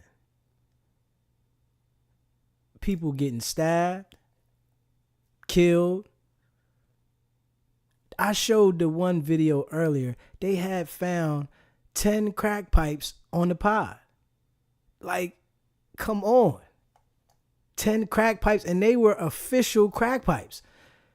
Somebody had to get from the store and get it to them. The jail is totally messed up, man. And I don't think they're going to fix it. They're just putting a Band-Aid on it right now because the focus is on the jail. And I think this is happening every year. Every year they put a little focus on Fulton County and then it just goes away. They say something about it. They address something. They get on the news. They talk about it. And then just nothing happens. And all these black people that are in position, it's their job to run the jail. And they don't care about them other black people in jail. That's because they're in jail. When you go to jail, people don't care about you. And this is their job to make sure that the prison is ran correctly. Why do they even have a job? They should have no job. If this stuff is all out of control, they should move everybody out and restaff the job. And that's just real. Everybody that is employed, that is in position to run these jails, they need to be laid off, fired. They need new people. Because obviously, these are the same people that year in and year out keep telling us what they're going to do and they're going to work on fixing it, but they never fix it. And they asked the lady about, do they have a time of when the jail is going to be under control? She couldn't answer.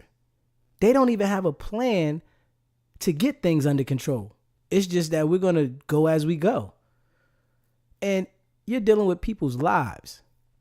And they're living in inhumane conditions. And they really don't care, man. It is so crazy that they allowed it to operate like this, man. It's really people's lives in these jails. Let me see. Oh, my goodness. Wait till y'all see this one. Wait till y'all see this one. Oh, I'm ready to play this one for y'all right now. That one looks crazy. Yeah. Oh, my goodness. And dangerous. In 2023 alone, County Jail forward, not backward, as they continue to make changes and improvements at the jail. So this comes in response to a scathing report from the Department of Justice. The report found inadequate staffing, a lack of food, unsanitary conditions, a lack of mental and medical care, and evidence of hundreds of stabbings and thousands of assaults. detention in the Fulton County Jail has amounted to a death sentence for dozens of people who have been murdered or who died as a result of the atrocious conditions inside the facility. Now, despite the report tonight, county leaders are expressing some optimism, saying that they've made progress at the jail with more work to come. 11 Alive's Angelina Salcido is live tonight from the Fulton County Jail on Rice Street. And Angelina, you spoke to a man who had firsthand experience inside those walls. What does he say tonight? Well, Ladavius McNair spoke to us last week after he was released from here for being wrongly arrested. He says that the experience that he felt in here was traumatic and completely changed his life. Sheriff Labatt and Chairman Pitts say that they continue outsourcing to decrease the population. They also continue to train the staff and are working on structural fixes. But tonight, the question that still lingers is all of that enough? 30 days. 30 days. It didn't take much time. What I realized was that Rice Street location is pretty intense. Ladavius McNair knows firsthand what life behind these walls is like. The 32-year-old just released November 1st after a judge ruled he was wrongly arrested by Atlanta police. Inmates are really going through a lot of things in there. He says it felt like he had no rights. I ate rice and 2 slices of bread for dinner. I've been denied water. They say, you don't deserve water. Water's a privilege. I've seen inmates literally taking their cup, dipping it in the toilet and drinking the water. People getting jumped, people getting shanked, people are getting raped. For him, every day was a fight. How do I survive this? Because I don't want to die in here. But despite his experience in the DOJ's report, We are certainly in a space now that we are happy that it has come out. I'm excited about where we are and believe that we're headed in the right direction. both Fulton County Sheriff Patrick Labatt and Chairman Rob Pitts say they're happy with the improvements made to the jail so far and their plan for its future. We will have to comply with whatever the Justice Department recommends, and that's what we're in the process of doing now. When it comes to the question of getting a new building, We are going to work with the facility we have. now Sheriff Labatt says that they are focused on making systemic and structural fixes with the $300 million that was just approved by the Board of Commissioners here in Fulton County. Now, to be clear here, neither the chair or the sheriff actually read the DOJ's report in its entirety before speaking about it today, but they said that they plan to. They are viewing this report as a step for them to make movements forward. We're live in Atlanta. Angelina Salcido, 11 Alive News.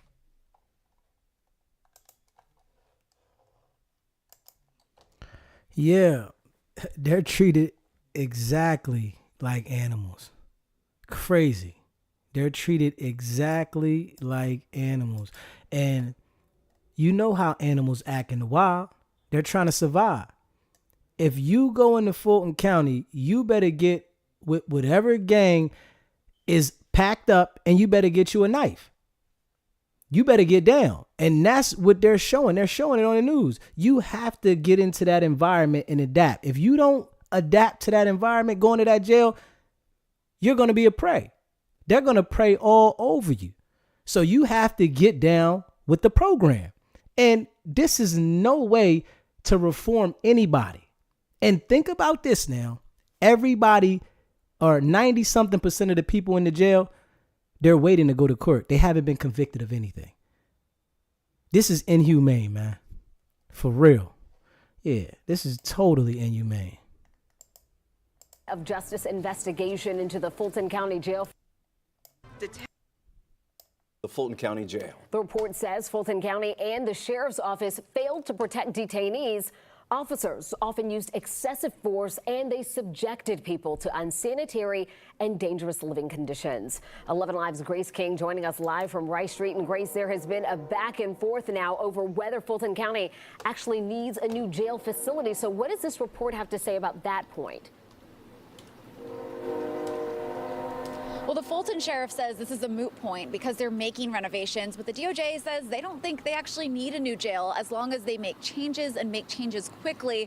Right now, the DOJ believes there are inmates living in filth with a lack of basic necessities and a lack of safety. The most obvious casualties of the civil rights violations occurring in the jail are those who leave the jail in body bags. A new Justice Department report sounding the alarm on, quote, inhumane, violent, and hazardous conditions inside these walls. 2023 alone, there were over 1,000 assaults and more than 300 stabbings.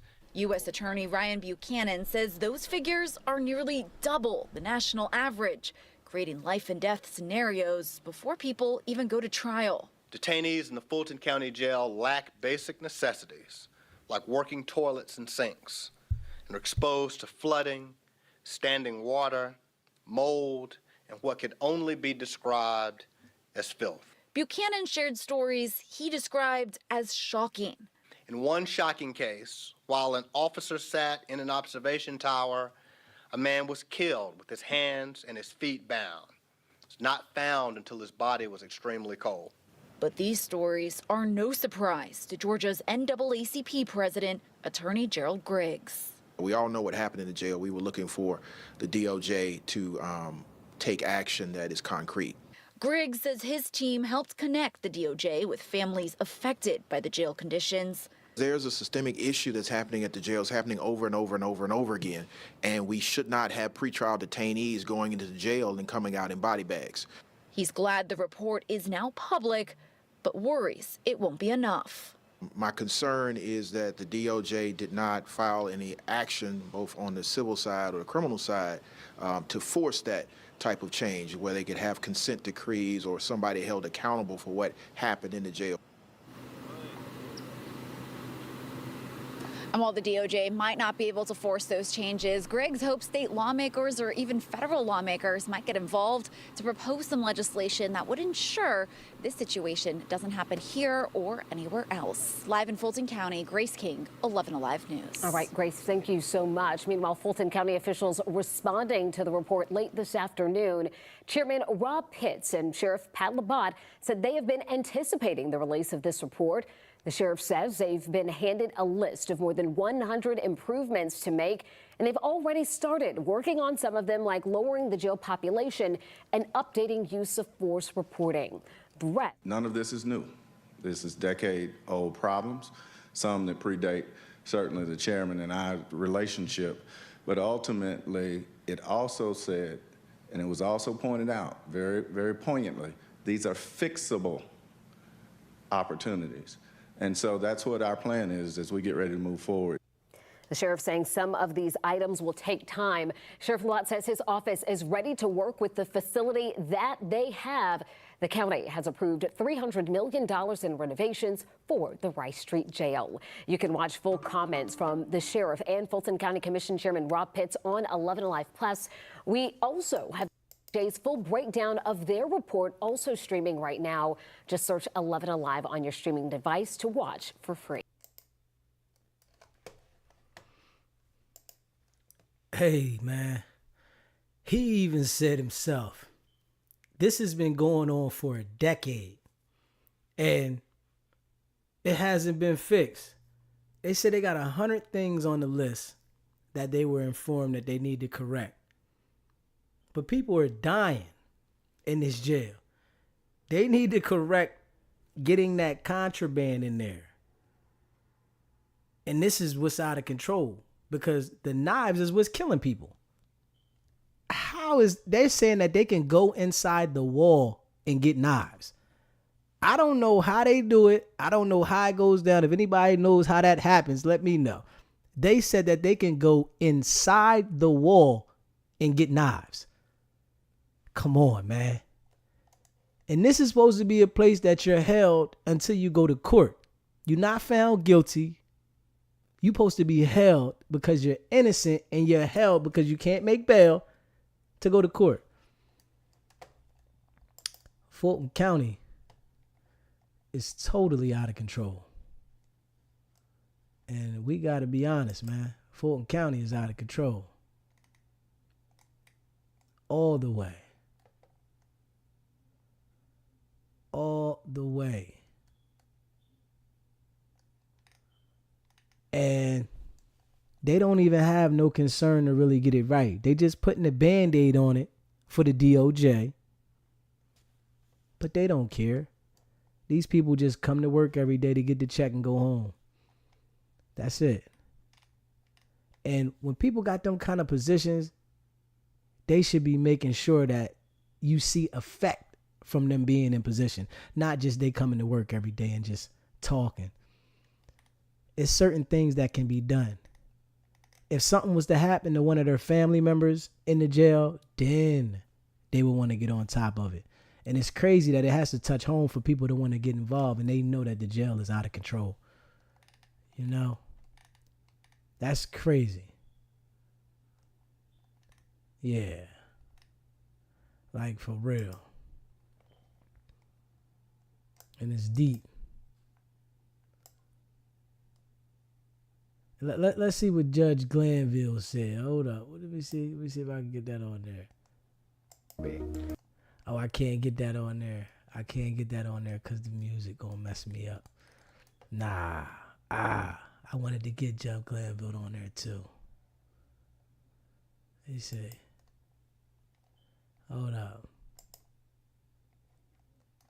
Georgia prison system. Hold on. Yeah, check this one out right here. Video shot inside a Georgia prison provides a stark example of how few officers are actually on the job these days. The video shows a dead prisoner slumped over a cell block railing while others complain he's been there for hours, all because no officer is on duty in their section of the prison. Fox 5 I-Team reporter Randy Travis investigated the video and the disturbing number of job vacancies in Georgia Department of Corrections. Randy? That's right, Russ and Courtney. The Department of Corrections knows it has a problem attracting and keeping employees. They've raised pay, held job fairs across the state, but in some prisons like this one, records show they have only a third of the staff they need. As you can see, it is Sunday, July 3rd at 8:17 a.m. This anonymous prisoner recorded multiple videos of a gruesome scene at Ware State Prison. We'll let him tell it. No officer have came back in this building and checked on nobody in over 3 hours. We have an inmate here that is dead, been hanging right here for the past 2 hours, at least 2.5 hours, dead. We've blurred the image of 54-year-old John Eckers serving life with parole for murder. His body was balanced on the railing of the second level, arms dangling down. A Department of Corrections spokesman says staff arrived 18 minutes after this video was recorded. Dead. It's crazy. This is crazy. Investigators determined foul play is not suspected. But that's not the biggest question here. Why couldn't you guys have alerted the staff earlier? How couldn't we when no one is in the booth, when no one is around? One of Eckers' fellow dorm members agreed to talk to us from his bunk, as long as we did not show his face. Is the Georgia prison system a more dangerous system now than in the past because of staffing? Well, of course it is. Of course it is. Let's go. Georgia's prison system is already under federal investigation. The U.S. Justice Department building its case, starting with lawsuits filed by the Southern Center for Human Rights. You have many facilities across the state running staffing vacancy rates that are close to 70%, so you really only have one officer in a situation where you needed 3. According to records Christina Remlin and her staff collected, Ware had a 68% job vacancy rate in January.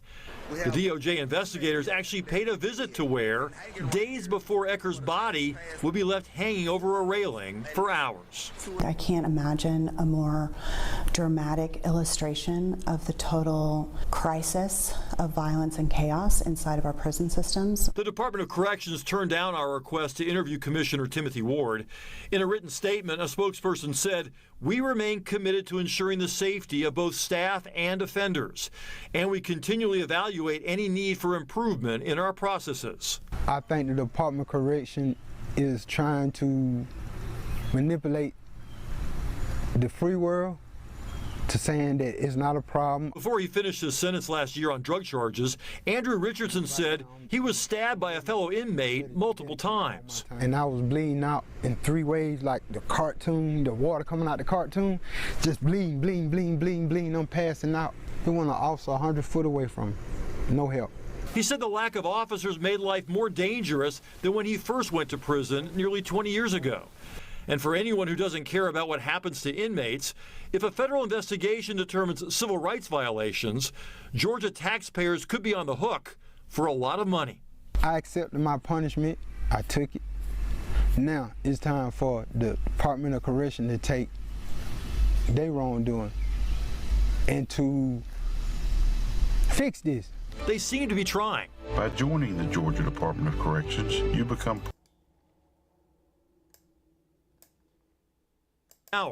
But in this economy, job seekers can likely find similar pay without the downside. The job is a very, very traumatizing one, and in this context right now, there's a lot of chaos and a lot of violence, and it's understandable why people don't want to work there. I got to tell you, this is an unusual interview, talking to an inmate from inside a prison. Why did you feel so strongly that you wanted to talk to me? Well, because the people that need to get the proper attention are dying that don't need to be dying. If they have the proper, staffing, people will get the attention that they need. The Department of Corrections is not confirming that Ecker's body was there for as long as those inmates insist it was. They say it's still under investigation. Yeah, well, the inmate that spoke to you on the phone makes a good point. You've done stories in the past about the cell phone problem inside prisons. I mean, it seems absurd that it's so easy for them to have access to phones. Yeah, and officers have tried for, you said, for years and years to stop the incessant flow of cell phones into the prison system. But, it's interesting, ironically, without that cell phone, there wouldn't be proof of that inmate hanging over the railing for as long as he apparently was. So, it provides some evidence for the Department of Corrections, for the Justice Department that's currently looking at the state of Georgia's prison system. A lot of eyes are on the prison system right now here in Georgia, and there are a lot of talk about what to do if they can't get enough staff. Some perhaps radical ideas like reducing the number of prisoners through early release and things like that. Not to the point yet where it's going to be implemented, but they're talking about it right now. So this is a situation that's serious for the folks inside the prison who work there and who serve time there, and perhaps for the ones outside the system as well. Yeah, well, when it comes to things like violence and then also, what you're pointing out with the cell phones, clearly the understaffing can cause more than one issue. You can get away with a lot of bad things when there are not enough eyes watching what's going on. Yeah. All right. Randy, thanks. Thanks, Randy. Well. That was deep right there. It was a body hanging over the balcony on the pod for a half hour. Dead. And if they didn't have that cell phone in the jail, nobody would have ever knew, because they would have never been able to record it. So that time contraband was good, because the man was dead and he was hanging over the rail. Ah, man. Nobody deserves to be treated like that just because they in jail. And they know this, man. But they continue. Hold up. What did you say? Hold up. Let me see. Hold up. Yeah. So now they saying understaffed. Let's see what they say about this understaffed. Is now sounding the alarm, saying Georgia. Exclusive access and newly uncovered internal documents. Investigative reporter Zach Merchant reveals the scope of the problem. 2017, moments before prison break. Putnam County 911. We have a UDC bus. The officer has been shot. Ricky Dubose and an accomplice killed 2 Georgia Department of Corrections officers, escaped a prisoner transport bus in Putnam County, and went on the run, leading. It was a non-stop 72-hour crime spree until they were arrested. Putnam County Sheriff Howard Sills says officers finally caught the pair in Tennessee and brought them back into Georgia custody. Dubose was sent here, the Georgia Department of Corrections Special Management Unit in Jackson, about 45 miles south of Atlanta. The SMU unit is by design to house the baddest of the bad. But Okmulgee Judicial Circuit District Attorney Wright Barksdale says problems with Dubose continue. So these are some of the items that we were able to confiscate off of Ricky Dubose while he was at SMU. Drugs, knives, and phones. Dubose was able to get all of them. Images provided by Barksdale show DOC employees using a buzzsaw to cut into Dubose's cell door, revealing stashed contraband. Competitive pay for guards has led to cratering staff levels and less qualified applicants across the entire state prison system. Those guards are not running the prison. According to him, corrections officers are sometimes tasked with guarding an entire unit of inmates by themselves. Like in this 2017 surveillance video captured inside Central Georgia's Hancock State Prison, seconds before a murder. There was one female officer on a dorm with 96 inmates. She weighed probably 130 pounds. She had a radio, a set of keys, and a baton. As 4 inmates attack another prisoner, she runs for safety. She was 10 feet away.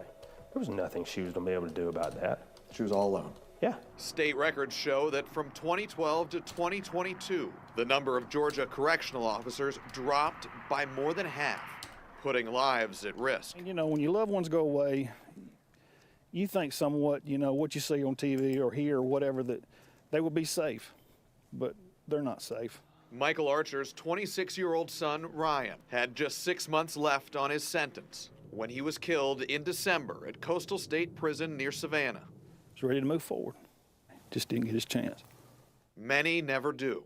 According to records obtained from the Department of Corrections, nearly 100 Georgia prison inmates were killed between 2021 and 2023. What needs to be done to make this situation better? I wouldn't be past something as extreme as the National Guard coming in. But for Youtha Dorsey's son, Martell, even that wouldn't be enough.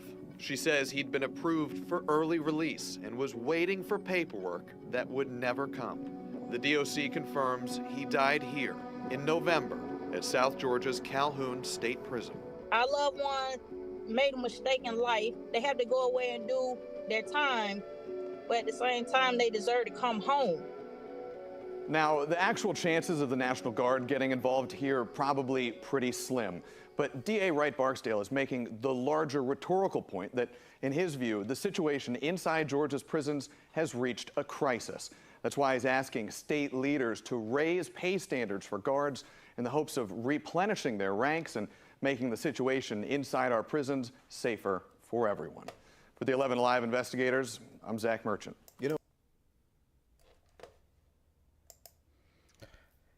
I don't care how much they pay them guards. The inmates done took over the jail. Don't nobody want to be around that. And they let it get so far out of control. I don't think they're going to be able to get people in there to take over that. They're going to have to revise that. Like they said, they're going to have to move them inmates somewhere else, revise another jail somewhere, and start fresh. Because the jail's already plagued. They got knives in the wall, man.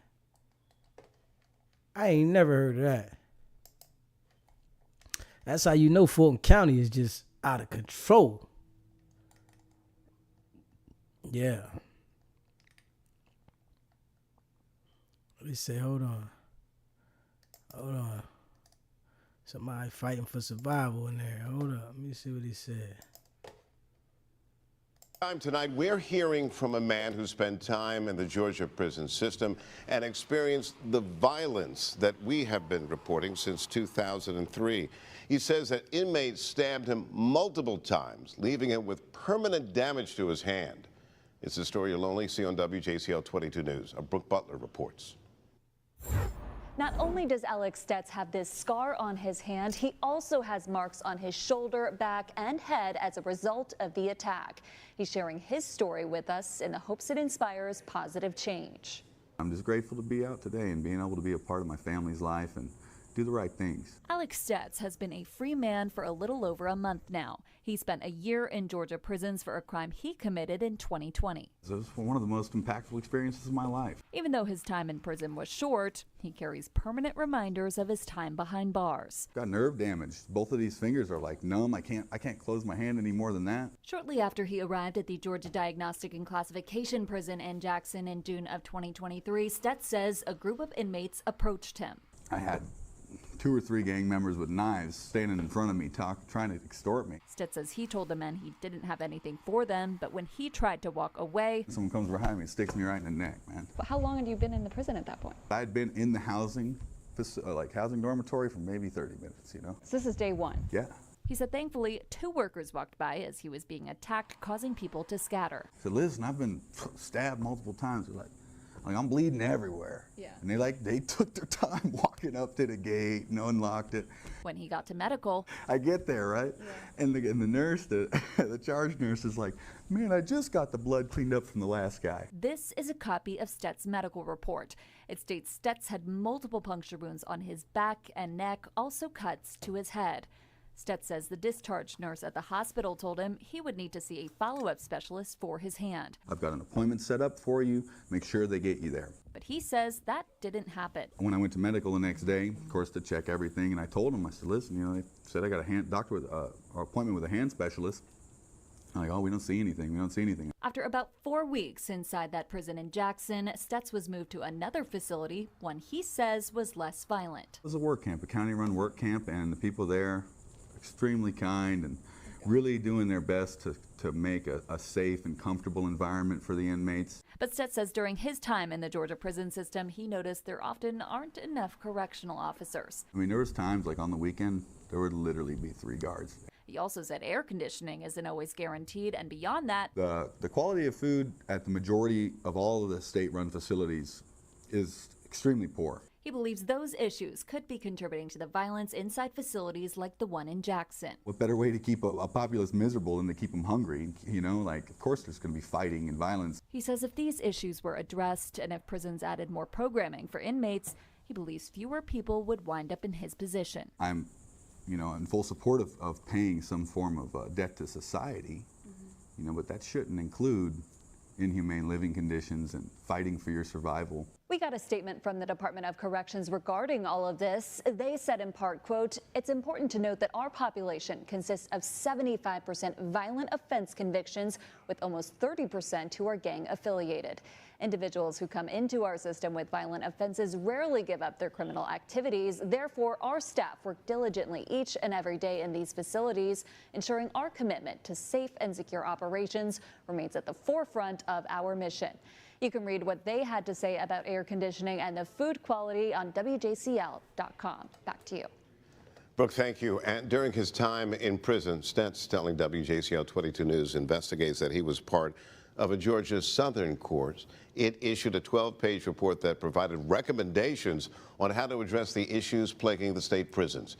And you can read that full report on our website at WJCL.com.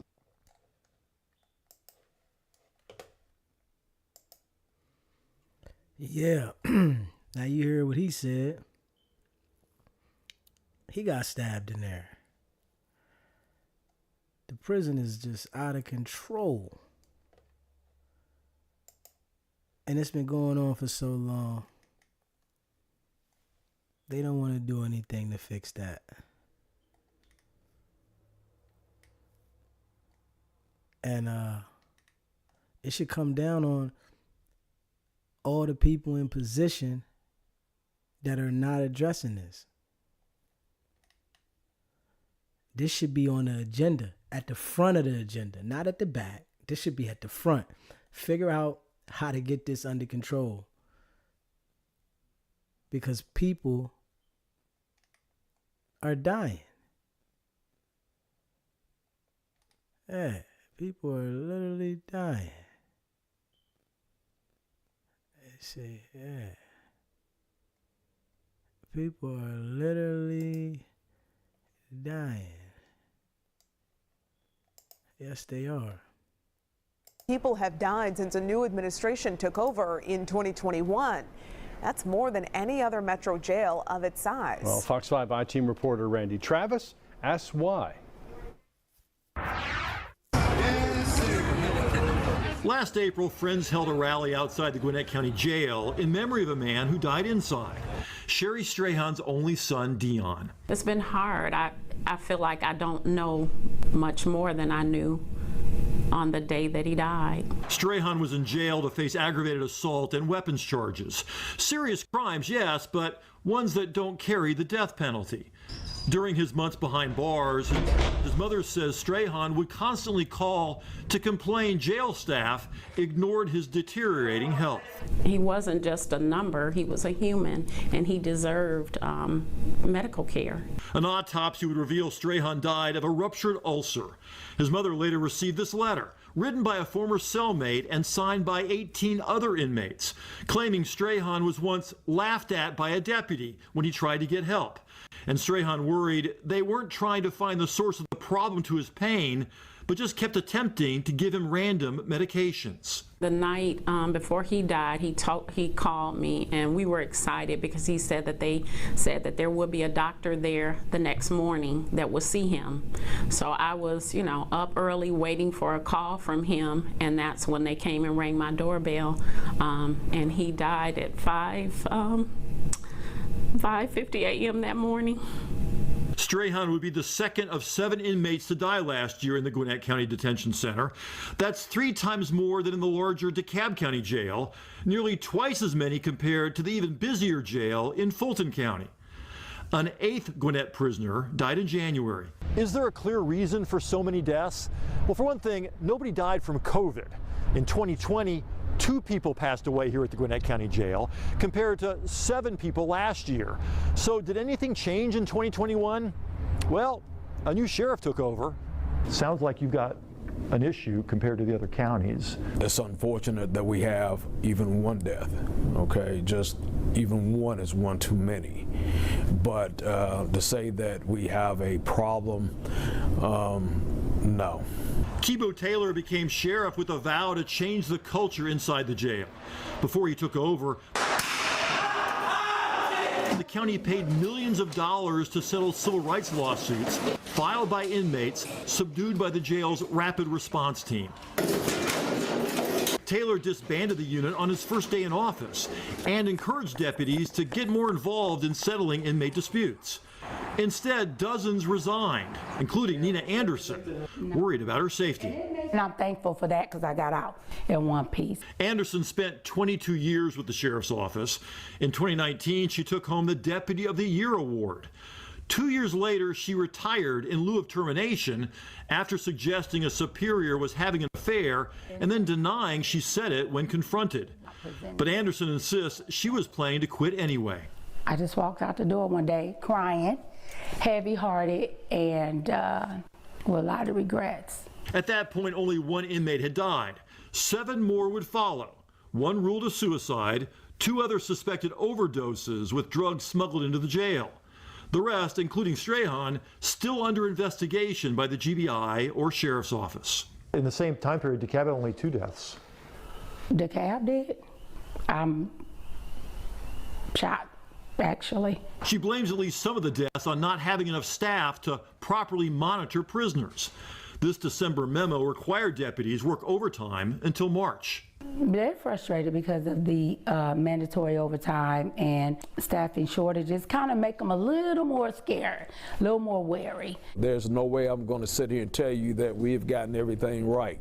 Taylor says they have seen an increase in staff injuries, but excessive force incidents are way down.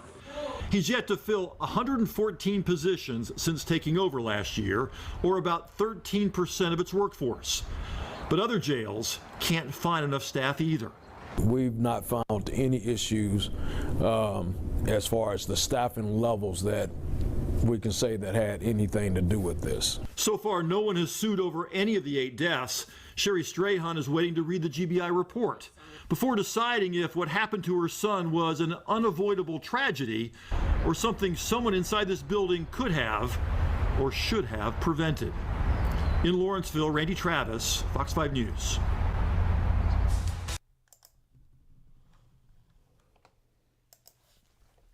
The jails is just out of control. And they know it. Try. And yeah. Jails is just out of control, man. Ex-girlfriend of former officer. Yeah. The whole Georgia prison system justice system, everything is out of control. And they are definitely being exposed from this trial that started with Young Thug. It really exposed the whole system. Everything is corrupt over there.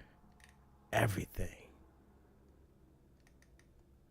And I want y'all to, let me know how y'all feel about it.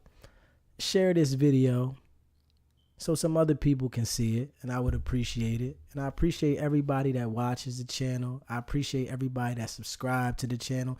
If you didn't hit the like button, hit the like button. And it's your boy DZ, man. It's not about the setback. It's about the get back. Nah.